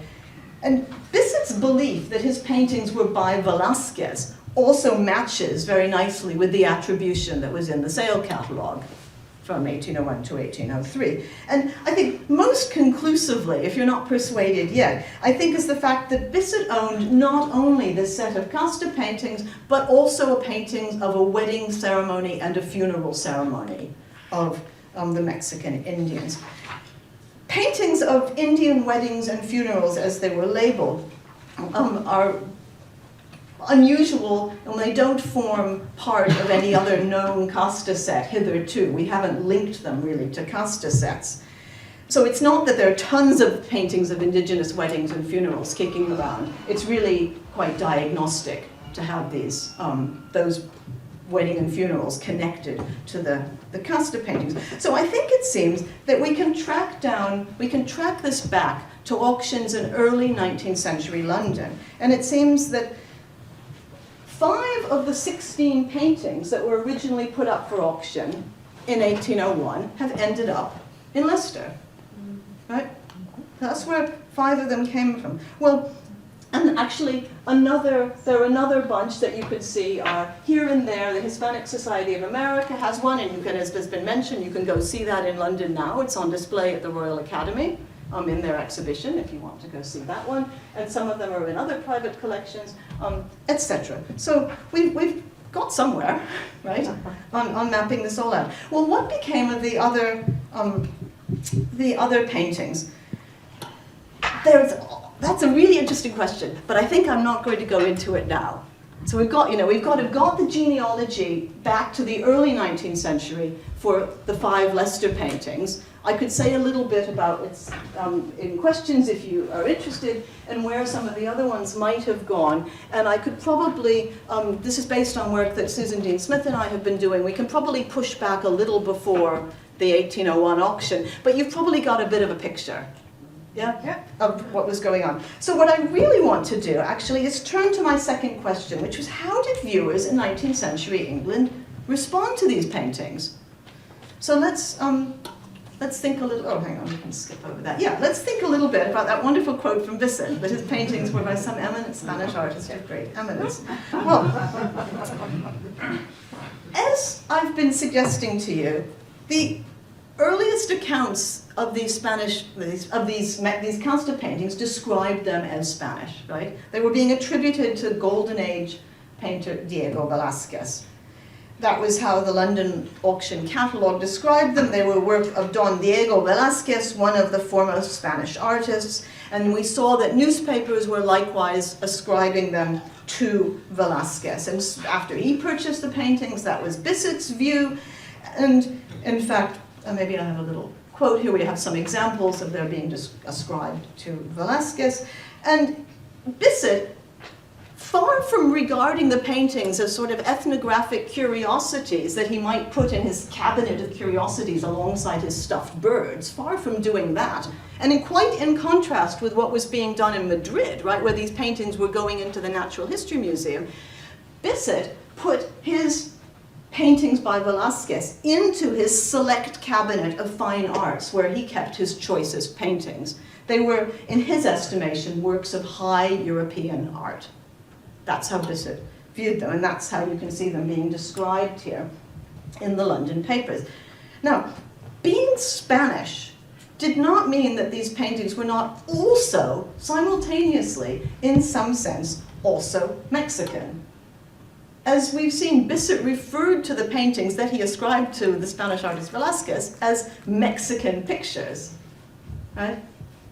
And in fact, a rather similar view was produced of the set of paintings in Breamore House, the other Casta paintings that are in another stately home in Britain. So, for example, in the 1860s, an art historian who was writing about those paintings said that they had been painted by the son of Bartolomé Murillo, another great Golden Age Spanish artist, that they were painted by the son of one of the two greatest Spanish artists who was in Mexico, right? So which we have no particular evidence that Bartolomé Murillo had a son who went to Mexico, but that's by the by, right?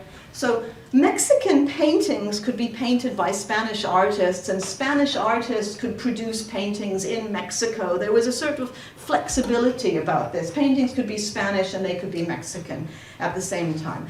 So from the perspective of 19th century British viewers, in other words, there was something Spanish about these paintings, kind of regardless of where they were painted, right? Wherever they were painted, whether they were Mexican or not in terms of their place of origin, they were somehow Spanish. They were connected to these Golden Age Spanish artists.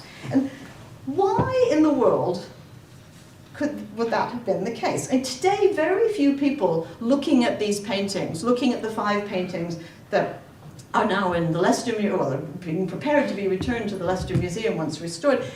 Nobody looking at these, I think, would describe them as being works by Velázquez. In fact, when I mention this to art historians, they tend to burst out laughing.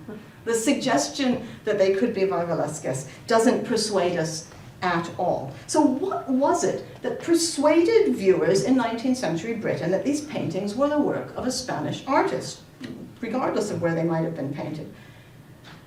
Certainly the Spanish language captions must have played some role in drawing viewers' attention to the Hispanic world. But actually, and maybe I'll say a little bit about this in a moment, 19th century British viewers had real trouble with these captions. They didn't understand them. They often didn't really read them. They didn't come to terms with what these captions indicated. And as our speakers have already been suggesting, if you separate the paintings from those controlling, violent captions, you see something quite different, right? If you look at the paintings without necessarily understanding the captions, you may see them in quite a different way.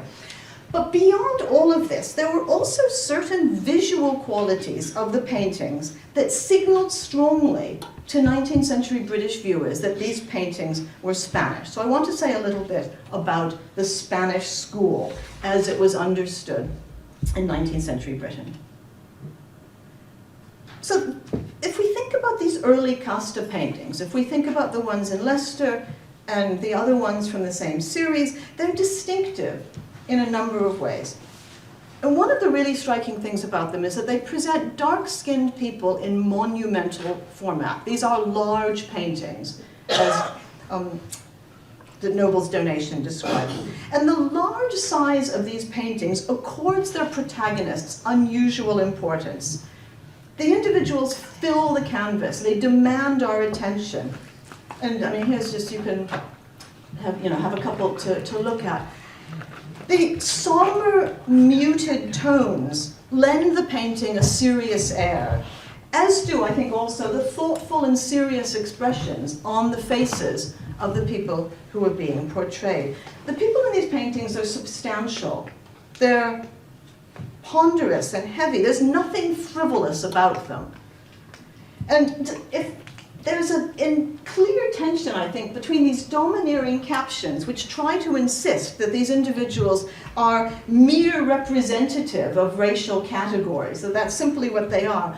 But the individuals in the paintings fight back in a way. I think they possess, as has been suggested, some individuality which resists their being crushed into a single category. They demand our respect, I think, the people in these paintings. So these features, the dark tonalities of the paint, the respectful treatment of non-white subjects, and the large format marked these paintings out as Spanish to 19th century viewers. So I need to explain a little bit about the Spanish school as it was understood in the 19th century.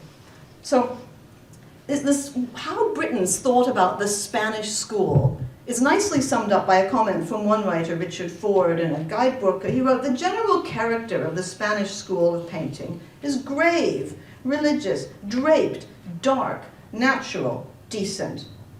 So in addition to its frequent focus on religious themes, it was said to be characterized by dark tonalities and a certain solemnity. And Spanish painters were also thought to accord an unusual importance to ordinary people, who are said to be depicted with great, if not, it was sometimes said, excessive realism. Italian art, commented one art critic in the 1840s, was characterized by the ideal. Spanish art, she said, was concerned with the human. And both Velázquez and Murillo, in fact, were admired and criticized for their so-called naturalism and their choice of humble subjects. For both fans and critics alike, in other words, Spanish painting was noted for its muted color palette, its solemn air, and its particular focus on the lives of humble people who were depicted, it was thought, with unusual realism. And Golden Age Spanish painting was thought not only to depict ordinary people, but to do so in large paintings that accorded an unusual importance to the people who were being portrayed. And so one scholar, Bettina Lerner, who's written about the reputation of Spanish painting in 19th century France, she commented, and I think the same applies to Britain, she said that French audiences were unaccustomed to seeing the lower classes portrayed in canvases large enough to rival the portraits of more dignified subjects. So large paintings, and particularly if you recall again the point that I was making about the difficulty that British viewers had in making sense of the captions. If we're able to think about the captions as not exercising the level of control over the pictures, I think that's also relevant. So I think the sort of portrayal of often humble people, the large-scale format of these paintings were distinctive features of what 19th century British viewers understood by Spanish art, and I think are also distinctive features of these early Casta paintings. And so, I mean, here again, you can see, for example, if we might compare Diego Velázquez's famous Water Cellar of Seville, a painting well known in 19th century Britain, with one of our Leicester paintings, and we can see these serious gestures, the dark tonalities, etc. In fact, even the hand, the way that the hands are used with real delicacy. So I think these are all things to note. But finally, and perhaps most importantly, I mean, particularly given the framing of today's workshop, both Velázquez and Murillo also painted black people as protagonists. And if we think, for example, about Velázquez's painting, actually let's go skip over it. If we look at Velázquez's painting of fellow artist Juan de Pareja, who you can see there, again, another painting that was well known to 19th century British viewers, you can see that Pareja is the subject of Velázquez's paintings. And he gazes out at the viewer against this dark, well, you don't actually see it so well, there is a sort of grayish background. And he's dressed, as you can see, in a sober doublet and a cape which is enlivened by brilliant white lace that he wears around his neck. He's an imposing figure. And the Bremer House painting here, for example, that we have, so the other early Casta set in Britain, I think it bears some comparison to Pareja's painting. Both men, if we look at both of the men, they're looking out directly at the viewer with thoughtful, sober expressions. They're both framed by their striking heads of hair. They're silhouetted against this grayish dark background. Their dark cloaks, again, offset by delicate white cravats or lace collars. Each of the men is holding his arm across his midriff, and we see Pareja's skilled artist's hand, he was a fellow painter, is delineated with great care. The mulatto, with apologies for the language, holds his snuff box with great delicacy. So I think it's not so surprising, if we think about it perhaps from this angle, that viewers of these early Casta sets might have connected their formal, serious portrayal of dark-skinned men and women with some of the most celebrated paintings of Golden Age Spain. So in concluding that these paintings were the works of Spanish artists, 19th century viewers were perhaps seeing these paintings with more careful eyes than we might first imagine. These muted color tones, the large-scale depictions of ordinary people, the portrayal of non-white people as protagonists in the paintings helped make these paintings Spanish, regardless of where precisely they might have been painted. Of course, I should say, of course there are lots of reasons why auction houses might make aspirational attributions. Sorry? 2 minutes? Yeah, there are lots of reasons why they might make aspirational attributions, but the real question is why an aspirational attribution to Velázquez might have persuaded 19th century viewers. That's the question. So I hope I've sketched this out a little bit. Let me try to conclude in my 2 minutes. So over the course of the 19th century, the cultural status of these British Casta paintings declined steadily. By the turn of the 20th century, the paintings that in 1801 had been described as outstanding works by Velázquez, and which in 1853 were constituting a handsome ornament in the Museum of Leicester's lecture room, they had vanished entirely from view. A century after their donation in 1955, a local historian in Leicester with close links to the Leicester Museum wrote to the director suggesting that the paintings should be, as he saw it, sent back to the Caribbean. He wrote, their only real interest for us lies in their antiquity and the circumstances of their acquisition. The paintings had ceased to resonate as works of European art. And indeed, they had largely ceased to resonate as works of art at all. And in fact, as many of you may know, when Tara Munro rediscovered the 5 paintings in the basement of the museum, the words ditch and dump were clearly chalked onto their back. So once they had ceased to be European art, they were demoted either to ethnographic curiosities, matters so seriously out of place that the best solution was to return them to their supposed place of origin in the West Indies, or worse, to be discarded altogether. But that, as they say, is another story. So thank you very much.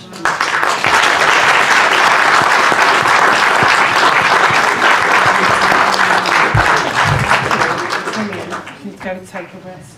Thank you. Tara, thank you. Almost there, and I suppose what you can kind of see is how each of the very rich offering from our scholars is layering this story. So by the end of it, we'll all be little experts on Casta. So, by last but not least, just want to invite to the stage Michael. I've done a little bit of looking around for each of our speakers, and he just had this thing that said, I am a cultural historian. Within that sits quite a wealth of work around both as an academic, but also a bit of an activist for the space, I think would be fair reading some of the things. He is a native of Liverpool, but now calls London his home. We will forgive him for that. Michael, really inspired to hear you speak, but also I would hate for you to sort of to come on after all of this. So come to the stage. I will just.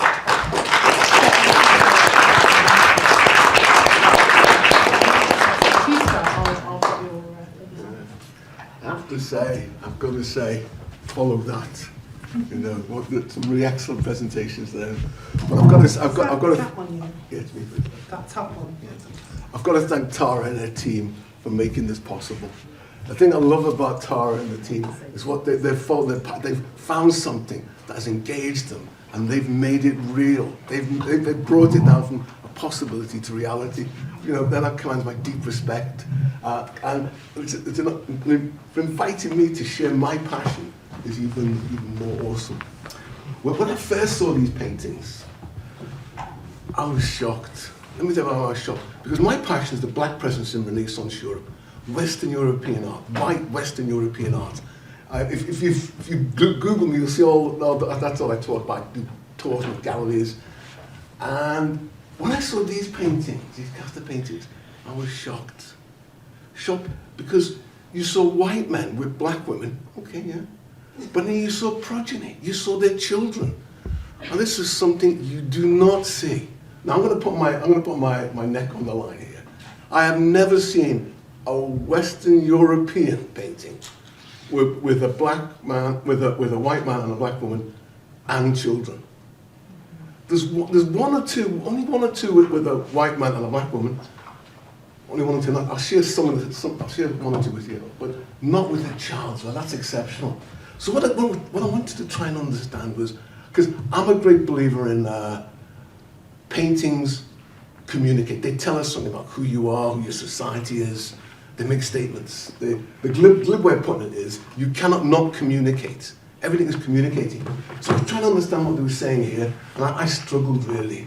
And the best I could come up with in terms of, are these colonial expressions or the imperialist expressions of a society, of how that society works? And when I talk about colonial and imperialism, I have to go to Edward Said, the Palestinian activist. He talks about imperialism is about domination, owning the people, a distant territory. With colonialism, it talks about settlement. It's about being with the people, and there's a big difference as we'll see in terms of those two kinds of managing your colonies. Now you've seen these paintings, the Casta paintings before, and the various degradations. When I first saw that, I was immediately reminded of this space. Anyone know what this space is? This is the Enlightenment Gallery in the British Museum, and these paintings are straight out of the Enlightenment. And the Enlightenment was a time of white men, were trying to organise the world around themselves. Structure, organisation, like they look at knives, and they get knives from all over the world and compare and contrast them. So you can see the development of knives, or fishes, different fishes. I'm trying to get order. Excuse me, order. And this was the glib expression at the time. This is what Kant talks about the Enlightenment. He talks about dare to know. Dare to reason. Simply saying, think for yourself. Because up in this time, there was only two power bases in town, the church and the state. And the people who are at the heart of the French led us to think of this. I've got a lovely quote here. They talked about Man shall not be free until the last king is hung on the entrails of the last priest. Such a desire to be free. Such a desire to be free. And this was a time of organisation and, as I say, structure. And you've got a structure. Nature was the big thing we want to organise. And you all know Carl Linus, his book, it comes up. Why is that stopped? Why is that stopped? It's home. I'll do that. You do. Okay. His book is System Natural. It's organising nature. And he gave us the 3 words. What did you do? Oh, the return. Oh my God. He split nature into 3 areas, and those 3 areas are still with us today: animal, vegetable, and mineral. The way the world is structured. I'm going to hit it again. I'm just going to word. There you go. And this was his animal kingdom. Can anybody see where man is? Yeah? There we are.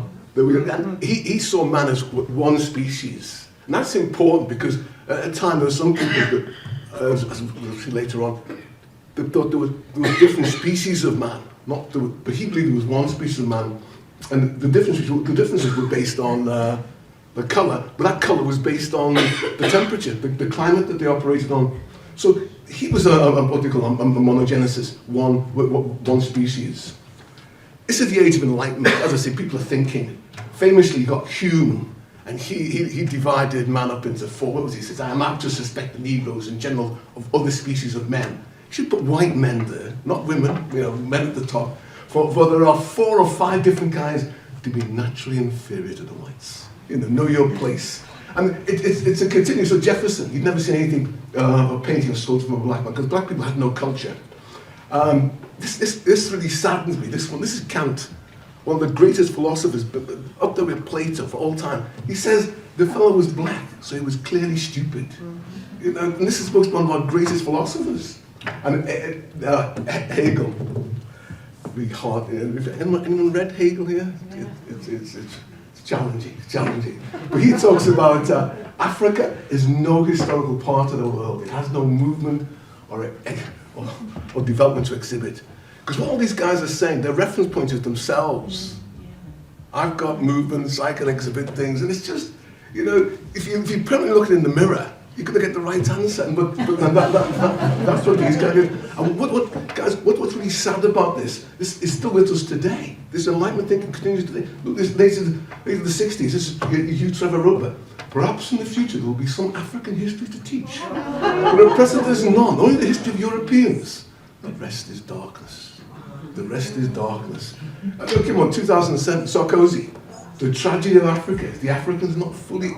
I hate to say this is complete BS, in the sense that their idea of history is all these tombs. Time doesn't permit, I'll discuss it, I'll do that another time, about African history.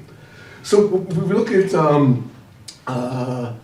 Linus, we can see he was organising man into those various forms. Now this man, Edward Long, he wrote the history of Jamaica, the history of Jamaica, general survey of the ancient and modern state of the island, with reflections on its situation, settlements, inhabitants, climate, products, commerce, laws, and government. This guy is the father of scientific racism. He was I was going to say an educated man. He was educated. He was an absentee landlord, and he had this was his view of blacks. For me, my own part, he wrote, I think there are extremely potent reasons for believing that the white and the Negro are 2 distinct species. Well, like Linus, who talked about one, he thinks he's polygenesis here, it's nonsense. Instead of hair, black people had a covering of wool, like the bestial fleece. Their bodies were infested with lice. I love this one. The bestial or fetid smell was so strong that it continues in places where they have been near a quarter of an hour. Come on, it goes on. There are no plan. They have no plan or system of morality. And I often think you're going to reflect these now, because they're saying what they should have and they haven't got. Does that make sense? Yeah. He needs morality, but you haven't got it. He says they are barbarous to the children. Black men had no taste but for women, and eating and drinking to excess, no wish not but to be idle. In Africa, I love this one, their roads are mere sheep paths, twice as long as they need to be, and almost impassable. All authors said that the blacks were the most vilest kind of human. Now, it's just, you know, there's an anger in that. You know, and I wish I could meet, just come on, let's have a chat. Because, you know, there's nobody, you see where I'm coming from. But no, but he has a different, when you talk about intermarriage, guess where he gets his model from? The intermixture of whites, blacks and Indians has generated several different castes, which have all their proper denominations, they come out of this order, invented by the Spaniards, who make this kind of science among them. Science, it's all science, you know? And in his book he talks about how a white man can marry or have the project of a Negro woman, and 5 generations later become white. Yeah, so there's some redemptive, there's possible redemption. However, there are other versions where there's no way back. There's no way back to whiteness. And this, you know, when you look at that, you know, it's selected. It doesn't include the Indian here, because there's no, in the sense of the Indian way back. But I'm sure if we spoke to him, he could find a way. I don't know, because depends who he's talking to. But I find it's so systematic. So there you have, he's taken that and made it his own. Very briefly, you can see there how the 5 generations get back to whiteness. And I wish we had time to talk about this, but we talked about passing. Now, after 5 generations, does that mean you can pass? We know where you come from. Now, this was something we discussed yesterday. I'd love to do some more work on this passing in the 18th century. Unbelievable. But you can see, now, we laugh at these things, but this was serious. But that's what they believed. That was their order, their life. But when it came to the land, it was a very different story. Talked about charming, this is Jamaica, the land of Jamaica. Charming lawns of pasture land dotted with cattle and sheep evoked the English countryside, while the Negro villages were blessed with peace and plenty. You know, his idea, this is his idea of Jamaica. This is a bucolic land. That's not quite Jamaica, let's be honest. This is Augusto Brunea's. And now I'm back on my territory now in terms of I know these paintings. This guy is an Italian. I was going to say he comes from Italy, I just said that. No, he was part of the Grand Tour when rich white men, young white men, went on a Grand Tour in the 18th century to Italy to become sophisticated, to look at the great piece of art there. And he met up with them, and he saw there was a business back in London, in England, painting for them. And he came up to England and he ended up in the Caribbean painting, because you got to remember these painters are like photographers. You know, there was no photography that you took a painter with you. So he created this idyll, this idyll of Jamaica. So when you compare what was in Long's Head, Brunès was painting it there, but this is we would call it propaganda now. This was the reality. So you get pieces another painting by Brunès. Though you see this is 3 women of colour dancing. And this is creating an idea of the colonies being a place of enjoyment. You know, the slaves are well looked after. They had a good time. And I just want to talk about these two pictures here. When I first saw the picture on the left, I thought, what's going on with that hat on top of the tea-on?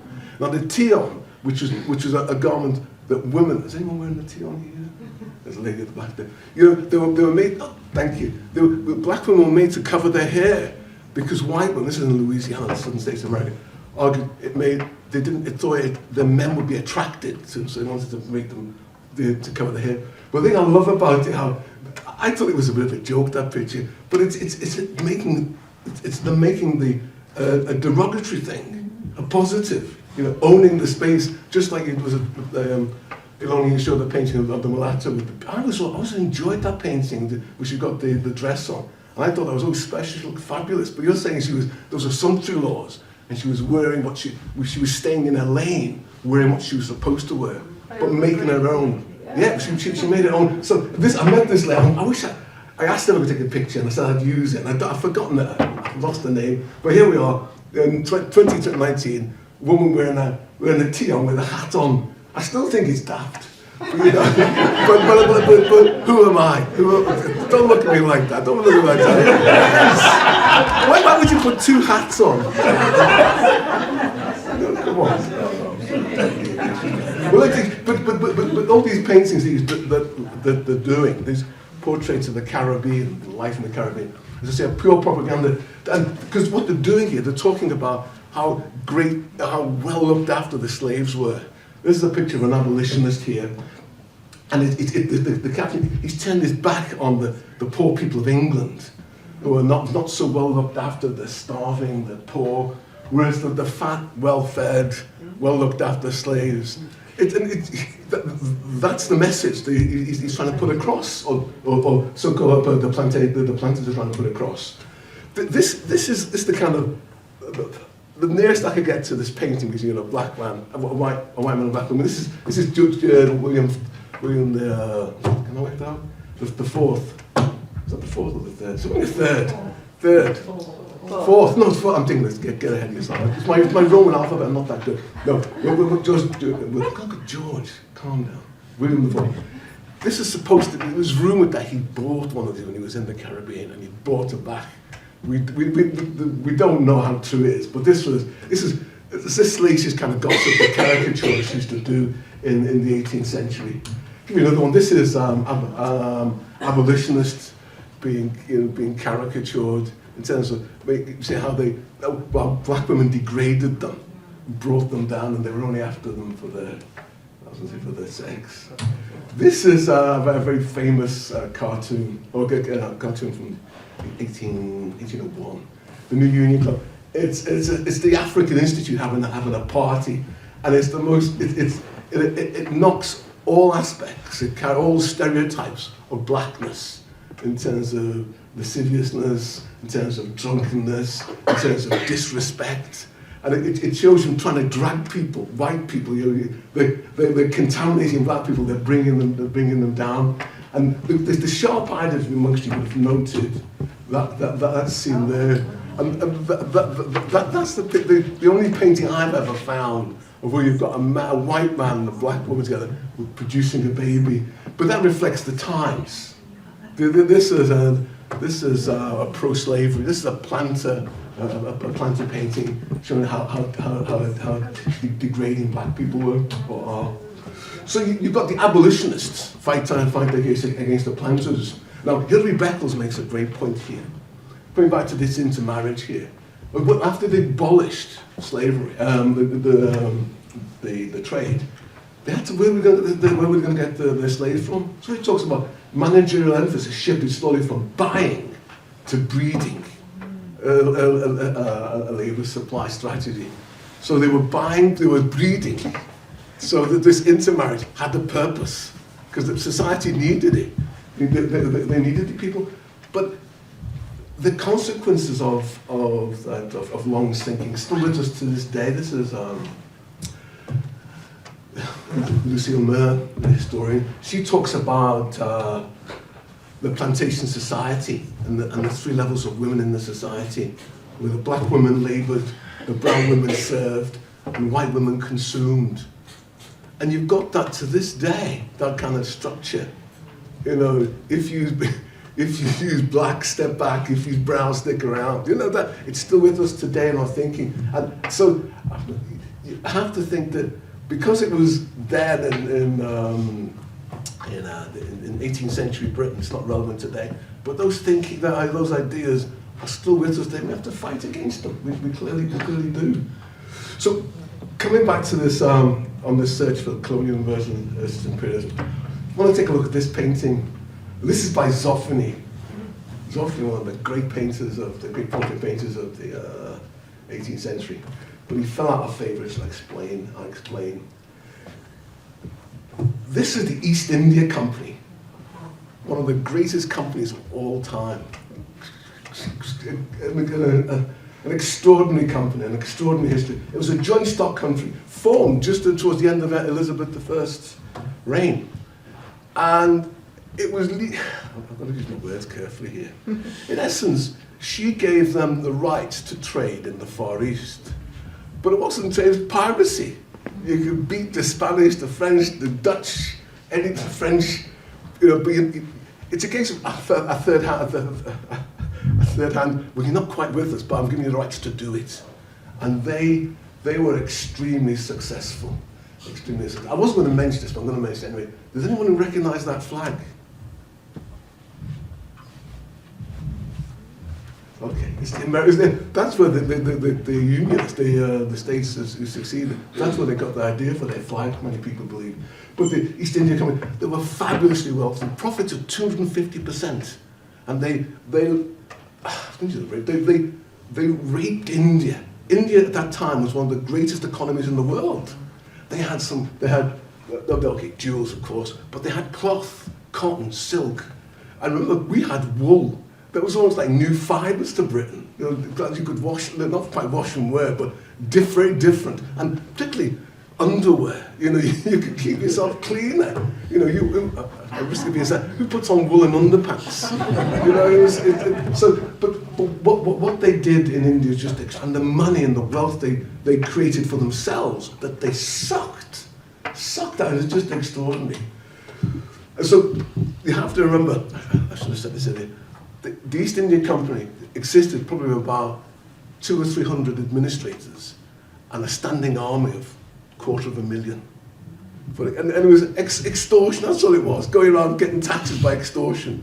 You know, it's a dreadful story, but it was very successful. We're looking at here, this is Colonel Morton at a cockfight.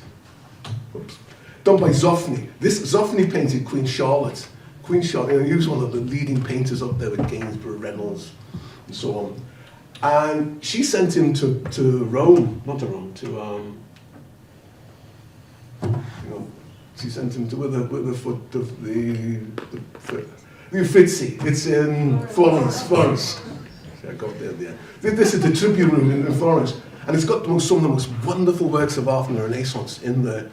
And she wanted Zoffany to paint that, but he said, "Oh, I'll paint a few of the people who are out there," because this is on the grand tour. People go out there, so he painted the people he saw. The Queen went mad when not quite mad. She didn't want to see all those boys, as she called them. So he lost favour, and so he had to go to India to make money, because India, these very wealthy administrators for the East India Company were paying good money. And we can see here, this is the Colonel Mortons and the Nawab, and basically he protects the Nawab, and for that protection he gets money. So they're kind of the mates. He's looking after the Nawab, and you see the light clothing that they're wearing. This was native. They're wearing the very light cloth, and that was part of. And we'll talk a little bit about that in a moment. That was part of them accepting local customs. And you can see here, this is the Colonel Buffer. He'd really waded in terms of enjoying going native. And many of them are native in rather interesting ways. If you look at the very back of this painting, can anyone guess what I'm going to see next? You've got good eyes. There's a soldier, a white soldier with an Indian. Because there was very few women out there, but there was a very sophisticated society. The level at which they lived was very high. Is that English? No. The Mughal court was very sophisticated, and the way it was very much like a British court. You could understand the status and the power, how power was moved or transmitted in the court, and the British fitted in well with that, and they married some of the women, the princesses of the court. Here's an example. This is Major William Palmer. You can see there, and he's surrounded by the Bibi is his wife. Some did marry, others just took them on. Now there's some discussion over this painting whether the two maidservants, are they the mothers of the two Bibas? But clearly it's William, it's the Major Palmer there, white bloke, white man, with his progeny. That's standing, those are his children there, and I guess this is towards the end of the East India Company, because they got too close. Part of it was getting too close in this way, but also the business went south. They pushed people too far. So that painting it can be traced back to this person. There's often a painting he did in England, and this is Sir William Young's family, and that's how you'd have the head of the family, the father figure, surrounded by his family, showing the dynasty. Then this is a classic family portrait from the day, and even more classic for me. There's a little black boy at the end to show the completeness of it. This is a conventional painting. So that's what this makes this painting truly exceptional. It's actually on display in the British Library, in the third floor or so. It's very sought after painting. So this is him trying to be British in some ways, but he's gone native. He's gone native. And Francesco Ronaldo, he was an Italian. I believe in the same tradition as Agostino Bruno. He came on he followed the Grand Tour from Italy into England and then on to India to make his money. So that painting was commissioned by this man, Warren Hastings. He became the first governor, and he was actually impeached because what happened? The British government made the money from taxing the East India Company, but it was a bit like when Northern Rock failed. They had to dig them out. They had to bail them out, and they impeached this character. Now, Hastings, a tremendous story. It wasn't Hastings' fault, but he was stitched up richly. It's an amazing story. Here he's been shown up by the so-called the political banditos. Those are the people who were in the Indian people because they thought that Britain was literally raping India. And he went on trial. There was essentially two cases, or two conflicting cases against Hastings. The one based on sovereignty, based on recognition of the rights of local colonized people. You look after the people. Because remember, these people were the people who believe this argument were anti-slavery, but they didn't believe blacks were equal. That's Hume didn't like slavery. Burke didn't like slavery, but he thought that they were not equal. That was the important thing. Even Wilberforce, there's the sense of we don't like slavery, but on the other side, the other argument against them was the power and conquest and the pursuit of exclusive national interest. That was his job. That's what the East India Company had been doing for almost 150 years. And the court case went on for 7 years. He actually won the case. And he got £4,000 a year pension. And they were on those days. And he talks about but the case that won him was the power. The imperialist case. And what that meant was we can't be doing all this going native. So that stopped. And when the system was put in place, you wouldn't employ Anglo-Indians. So that it never went anywhere. That's why those paintings are so precious and rare. And the Raj came in 1858, and within 70 years, India was free. So then, when you look at this idea of imperialism in terms of dominating from a central space, that was the East India Company. That's exactly what they did. But they went too far in terms of they literally killed the goose that laid the golden egg. So there's colonialism. It's what these Casta paintings are about. And what these paintings are about, yes, on the one hand, they're about hierarchy, but they're underneath. And this is one of my takeaways from talking at the conservation session. There's reality and rhetoric. This is rhetoric. This is how we would like society to be. This is in their head. But if you go to any South American country today, it's much more complex. There's the hierarchy, and it's there's race trump class, there's money, there's money in class. It's more complex. But I guess at the heart of it is this racist concept. The reality, in fact, is very different in practice. Thank you.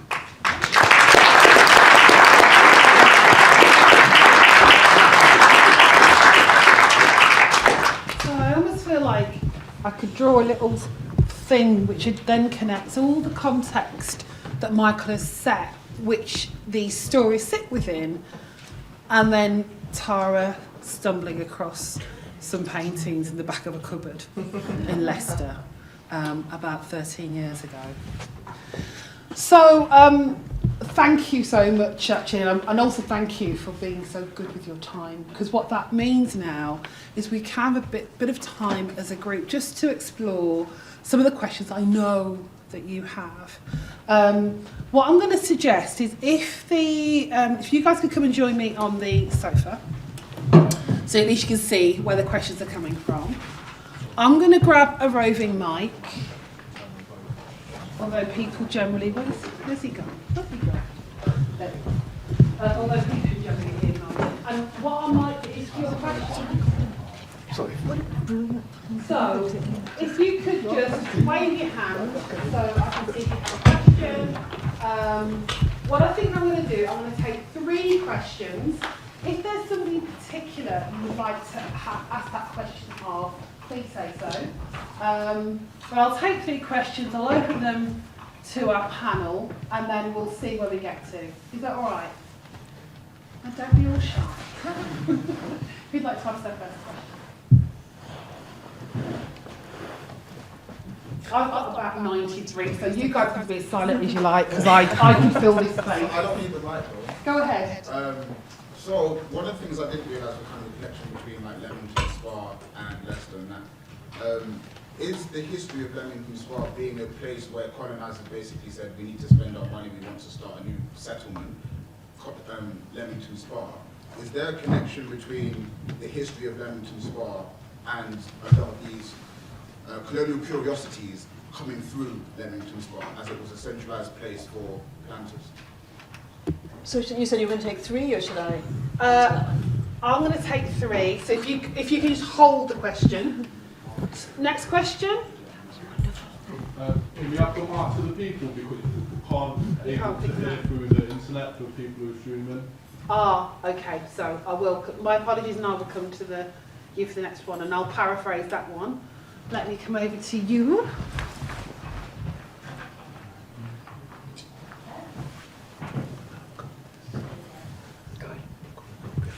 Hi, I just wanted to ask the panel what they thought should happen to the paintings after they've been restored, given that the museum weren't that keen on them. Okay. Question about the future of the paintings, and I'll take one more.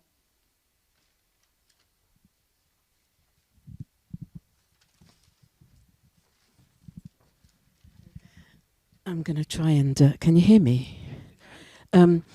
Could it be said that the way of trying to get the inter-heritage programmed like this, could it be said that there's some kind of historical racism that resounds today from that process? My experience in Spain is that it was quite racist, actually, but could it go back to the way of trying to make or show that you could go back to being white, and therefore white is the supremacy? So, we have the very first question about Leamington, which I think you are, Rebecca, best placed to answer. The other one is about the future of the paintings, which I think I'm really interested in all of your views on that one. And the third, which really speaks to the legacy from that position around classification and identities. I'm going to direct that one to you, Michael, to start, but not for now. But you're going to start with that question, just lining you up. Rebecca? Thank you very much. Yeah, Leamington's colonial history is something that's beginning to be explored much more. In fact, there's a recent publication, I think called Global Leamington, that the Local History Society has just put out, which is trying to tell a different story about Leamington. So those of you who've been to Leamington will know that it tells a story about itself, which is a story about kind of Regency gentility and about spas and about the invention of lawn tennis and the visit of Queen Victoria.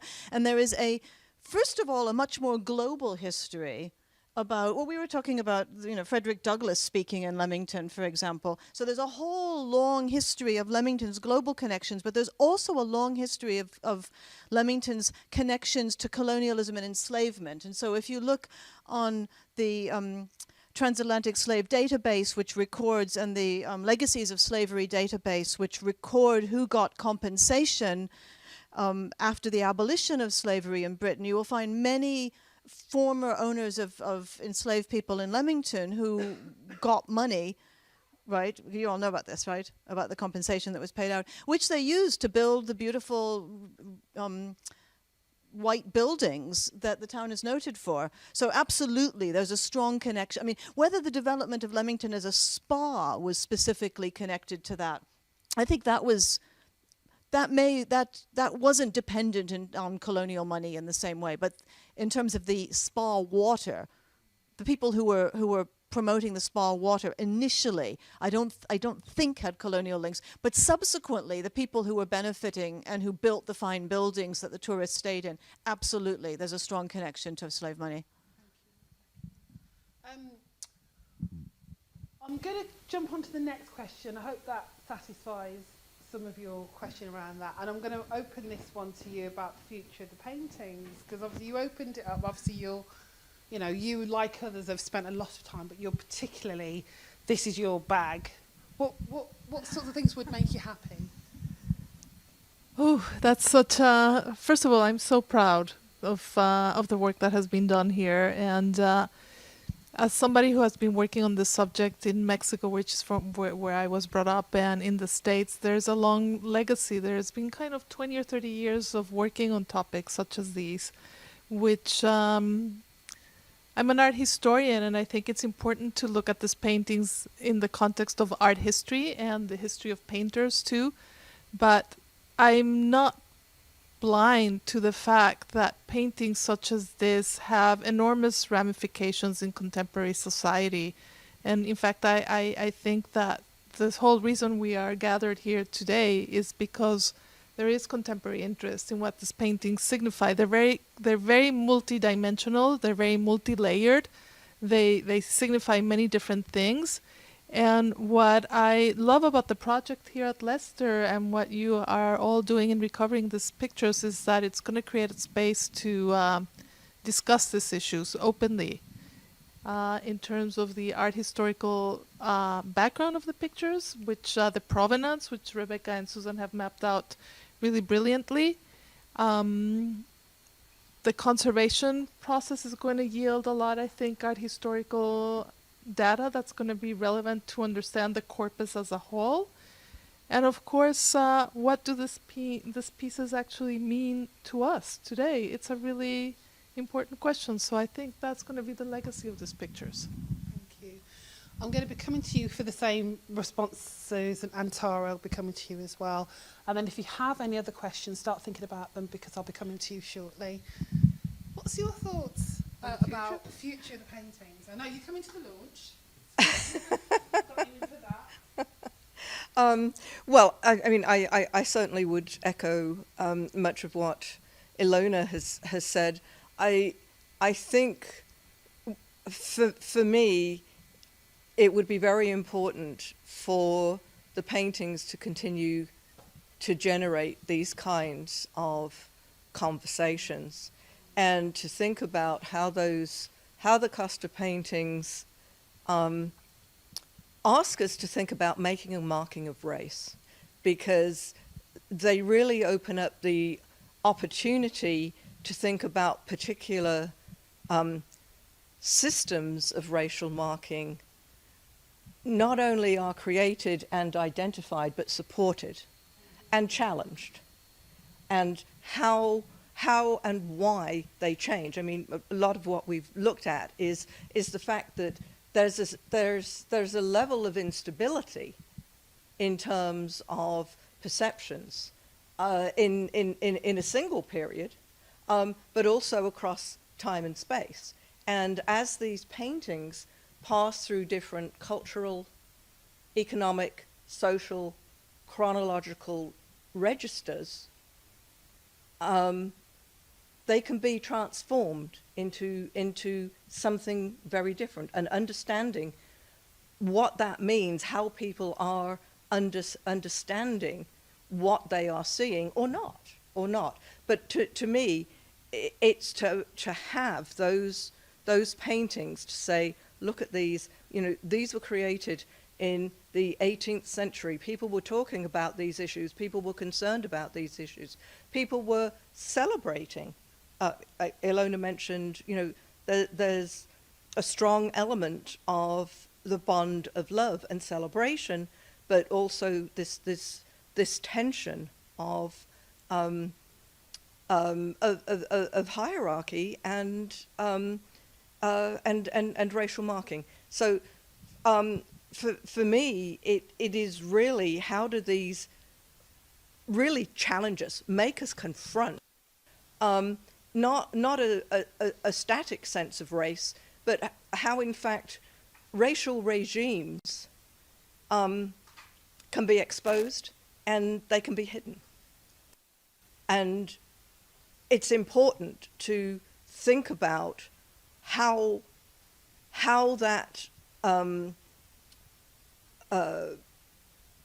sorry, I'm losing my words here. But how that kind of pseudo erasure, that somehow or other everything is fine. Everything is fine. You know, we're all equal now, and we're not. And so I think this really those paintings, you know, I can see them just being a touchstone for that. Thank you. Tara, I mean, I'm sure you've had a lot of time to think about some of what this question's about. What have you thought? Well, I've kind of got my foot in two camps, because half of it I know what some of the intentions are, because we've had those conversations already. But what I'd like to see, because of the context of these paintings and the diversity of the city we live in, these to me are the social media of the 18th century. The propaganda, you know, this is what we want to see, this is how we want it, this is where you place, this is where you stay. You're in that pigeonhole, you're in that, this is your life, you know, lifestyle. And as much as in today's world we climb to move out of these barriers and borders that are put in front of us, we still have to jump those bridges, have to climb those power struggles that we have as black and people of colour in this country.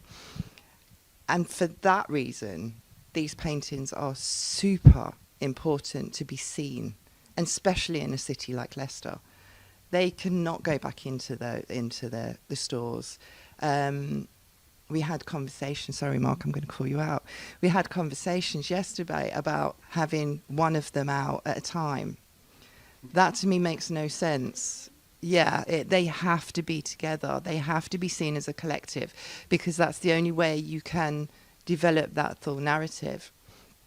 So as a beginning point, developing the exhibition that we're doing as it is, I really want to see it touring across the country for the next year.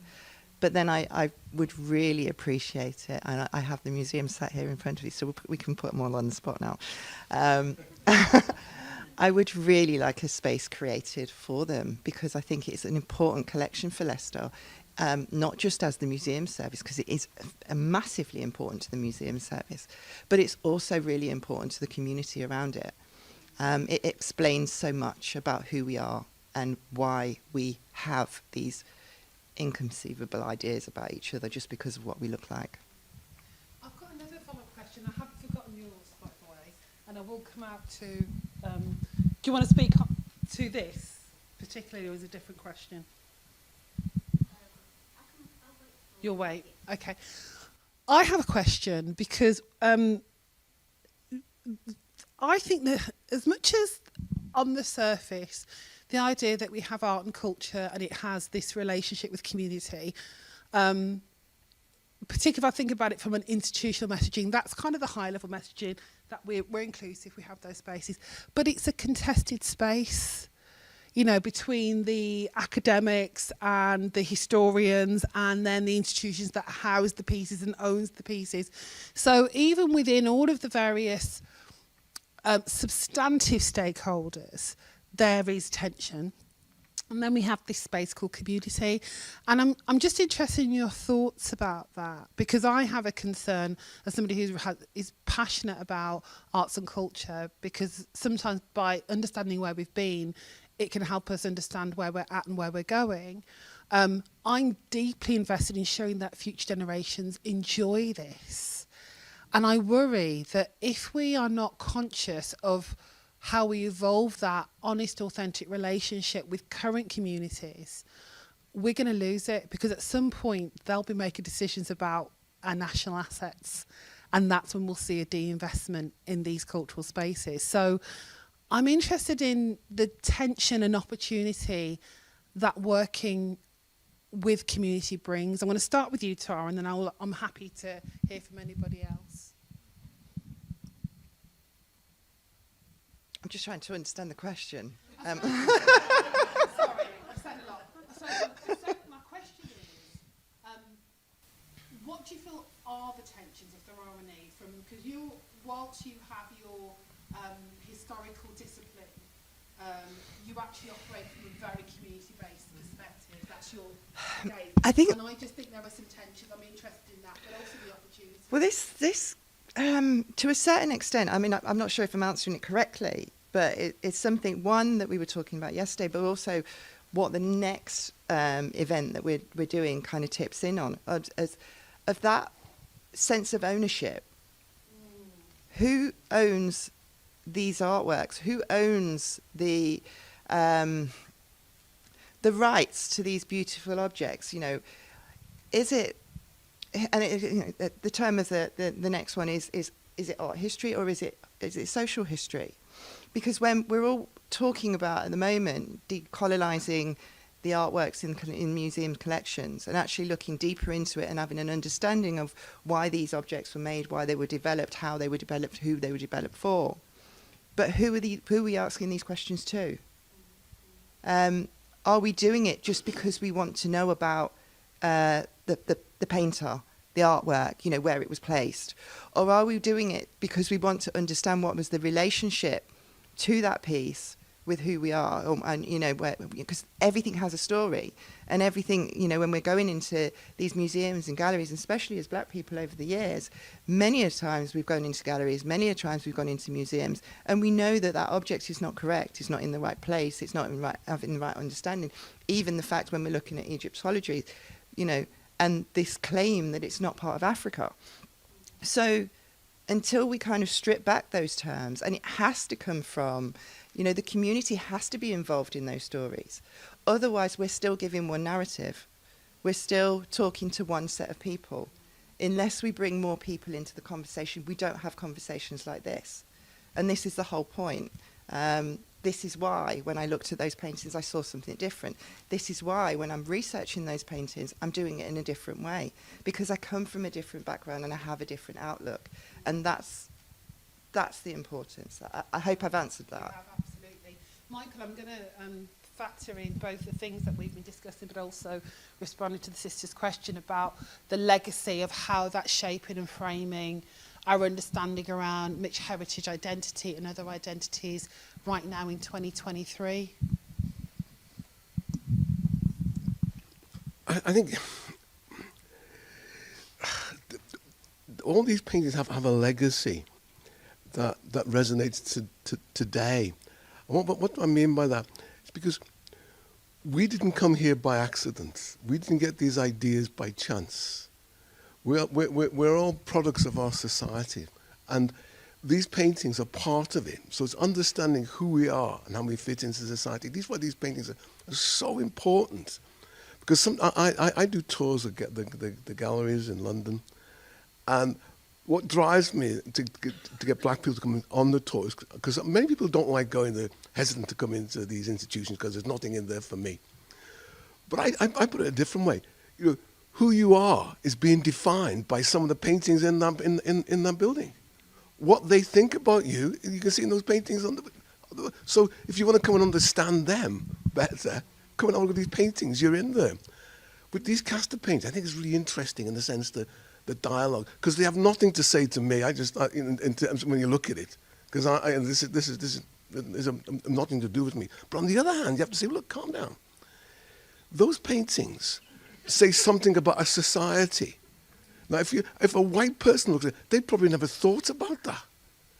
So it's an opportunity to have a dialogue in front of them, discussing what the painting is about, understanding how the thinking behind it, and you have to bring in white supremacy, understanding it, and kind of white privilege that actually made that created these works. And the great thing about today, if I think before COVID or before George Floyd, that would have been a very uncomfortable thing to talk about white privilege and white fragility. But we can now. We talk about white male fragility. A lot of my white friends, but my male friends admit to that now. They understand, not fragility so much, but in terms of the white privilege, white male privilege. And when they look at how white women are treated in relation to themselves.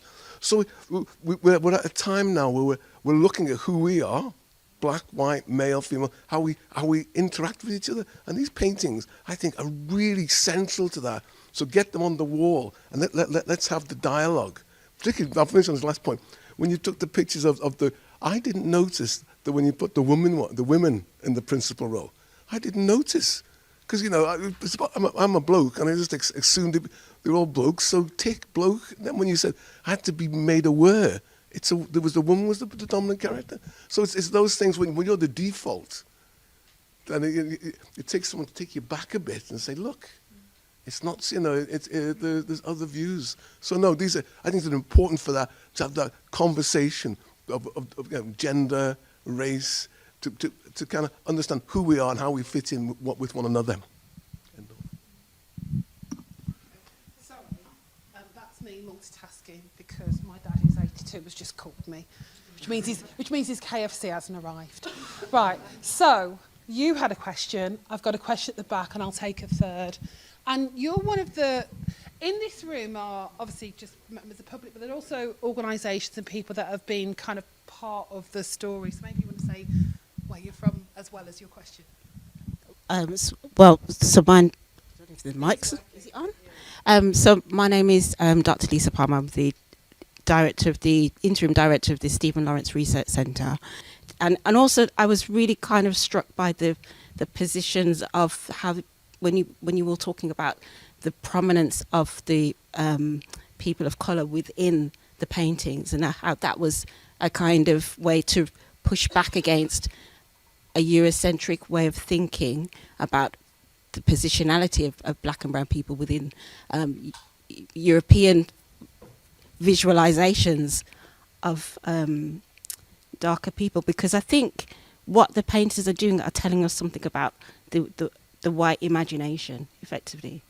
And my last point, and please forgive me, I want to talk directly to the point about the display of the paintings, because I think why they should be on display is that through the presentations, what we've learned is that historically the audiences for these paintings were very narrow.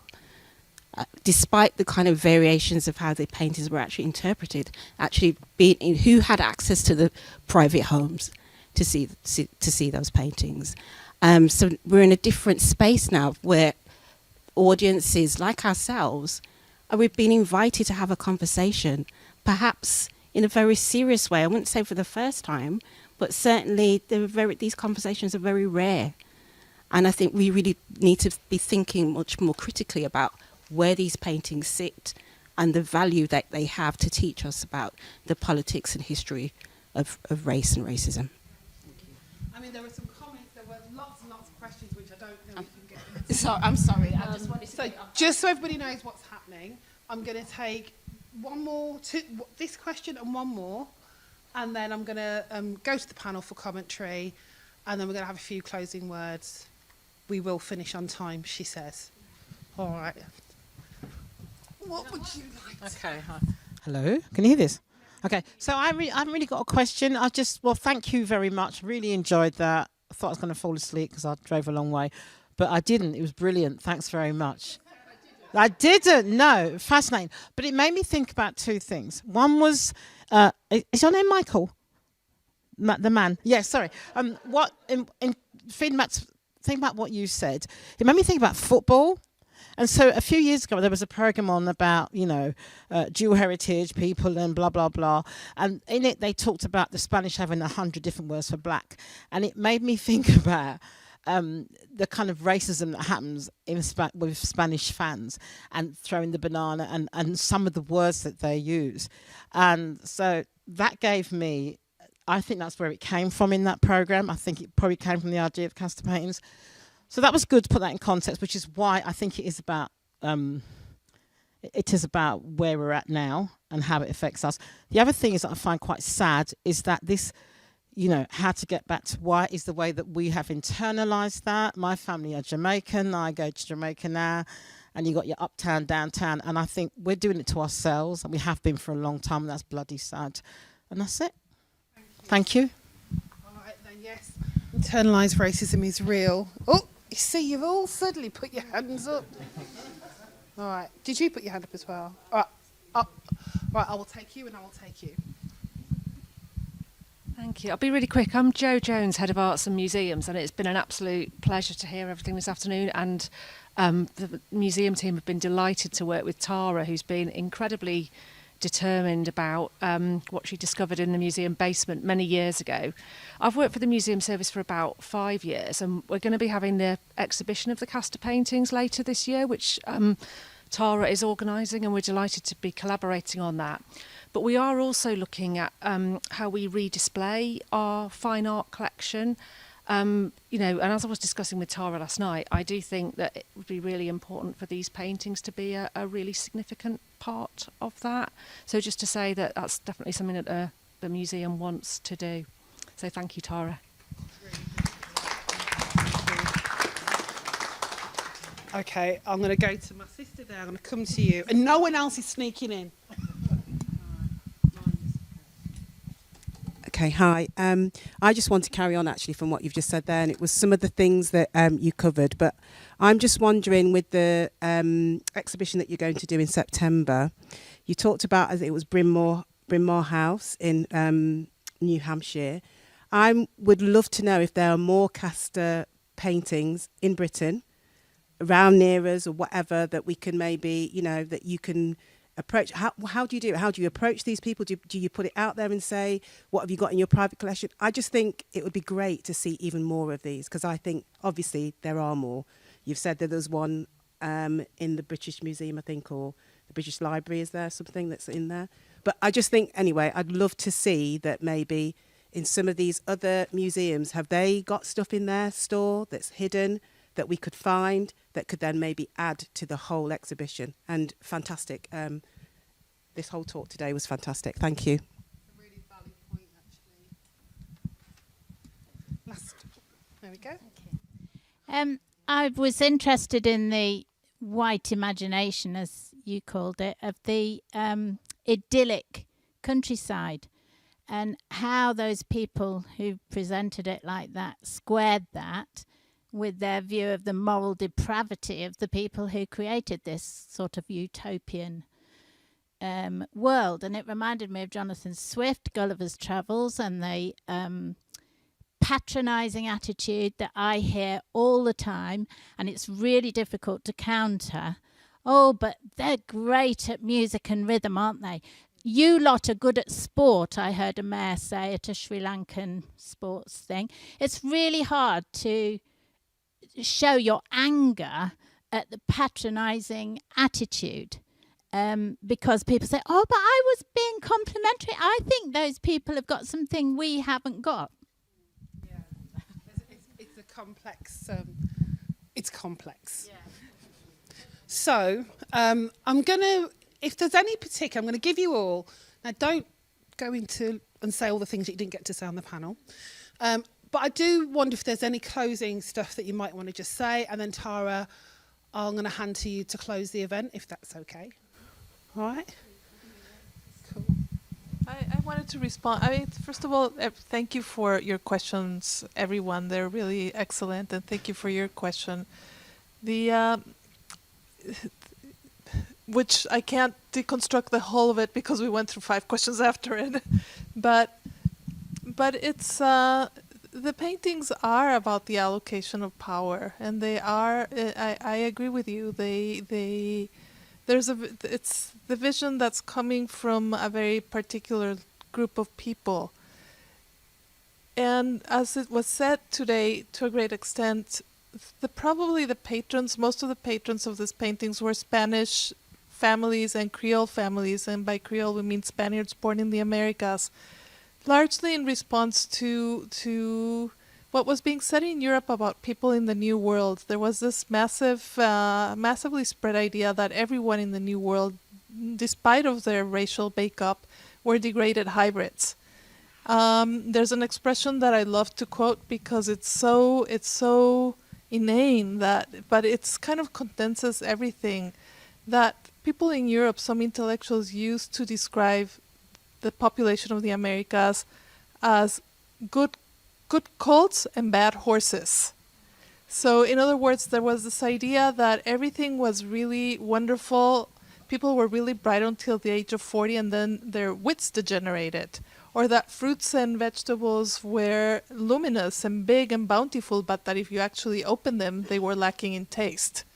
So there's this idea that everything in the Americas degenerates. And I think the paintings are responding from a Spanish colonizer view to that idea that's being spread in Europe there's no denying that there's hybridity, there's just no denying it. So how can they make sense of society and construct a reality that would be palatable to the people on the other side of the Atlantic? So what's amazing is that it is what we were talking about. It's the sort of the discrepancy between rhetoric, as we will, and reality. But these images are powerful because they constructed reality that some people took for granted, for real. So in that sense, those paintings to this day have really determined to a great extent the allocation of privilege. And it has, in that sense, those ideas that you see encoded in the paintings have an impact today. So that's what's really important to discuss, that those ideas are still, they're still kind of shaping society to this day. So it's not that we want to sort of like put all the paintings in the basement because they have racist, they tell a racist story. I think that quite on the contrary, the more we can bring them up and the more we can discuss their paradoxes, because they're inherently paradoxical, the more we are going to sustain important conversations that can mean quite a bit to different constituencies, to different groups. That's really helpful, thank you. I am mindful of time, and you also said quite a lot, unless there's anything that's really urgent from my other scholars on the panel. Can I say one thing? Of course you can. Which is just to say, yes, I think there are more of these paintings. That's all I want, and we're sort of on the hunt for them, and so they're all. So that's all I wanted to say. Brilliant, thank you, and I'm very pleased to hear that. So Tara, I'm going to hand over to you really to close on comments, and I'll give you some time to do that. Okay, I would just like to thank the panel because it's been amazing having the last few days with all of you.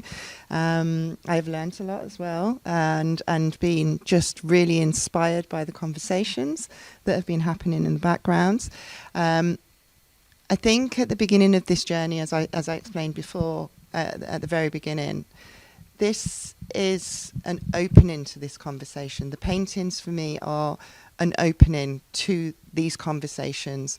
We started off with the last event that we had where we were really dissecting what those paintings meant to us as individuals. This one has been about the history of the paintings themselves and actually understanding what people already know about the paintings. So I think we've hopefully smashed it. The next one is looking, as I said before, at what are the real importance when we are looking at paintings like these. Is it the art history or is it the social history? Which one should we be really focusing on when we're understanding these kind of objects and moving on in the future? And then we have more to come, but I don't want to tell you about that just yet because there's more fun to come on the one after that. And then we'll have the exhibition in September 17th, I think is the opening, which we really want it to just, I've struggled to join these two stories together, because these paintings, as we know, and especially finding out over this week, when I have to go back to that stage. Sorry, I don't want to waffle on. But in 2009, when I came across these paintings, and I did a little bit of research, and I found Ilona's book, and I knew they were something special. And I knew they were one of the earliest ones, like something just told me that they were better than the rest of them I'd seen. I'd been to Bremore House, and they just had the edge. And over this week, Ilona has confirmed that, and it's just made me so proud of the paintings, but also quite proud of myself,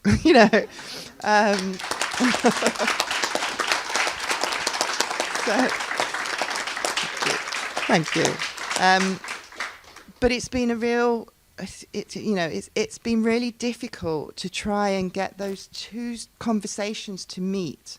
The conversations of how important these paintings are, and in their own rights, the history of them, the narratives they hold, but then how important the stories and the legacies that they've left us with are, and how I can create that story to create a cohesive exhibition that you'll all come to and understand and be able to go, I get it. So I'm still working on that. So and I still need help with that. So I might still be calling on all of you, especially you, Lindsay. But just thank you very much for everybody that's been here today. I hope you have enjoyed it as much as I have, and I hope you keep supporting. There are evaluation forms as well. Please fill out the evaluation forms and let us know how you felt about it, and let us know what else you want. And is that me saying you've got to go? All right, okay. Thank you. I will close, and thank you very much. Brilliant. So it just really leaves me to thank Michael, Susan, Ilona, Rebecca, Tara and her team, and all the people that have come together to make today happen. Thank you very much. I think we can officially close phase 1, Casta Leicester closed, and phase 2 is just about to start. Thank you all for coming.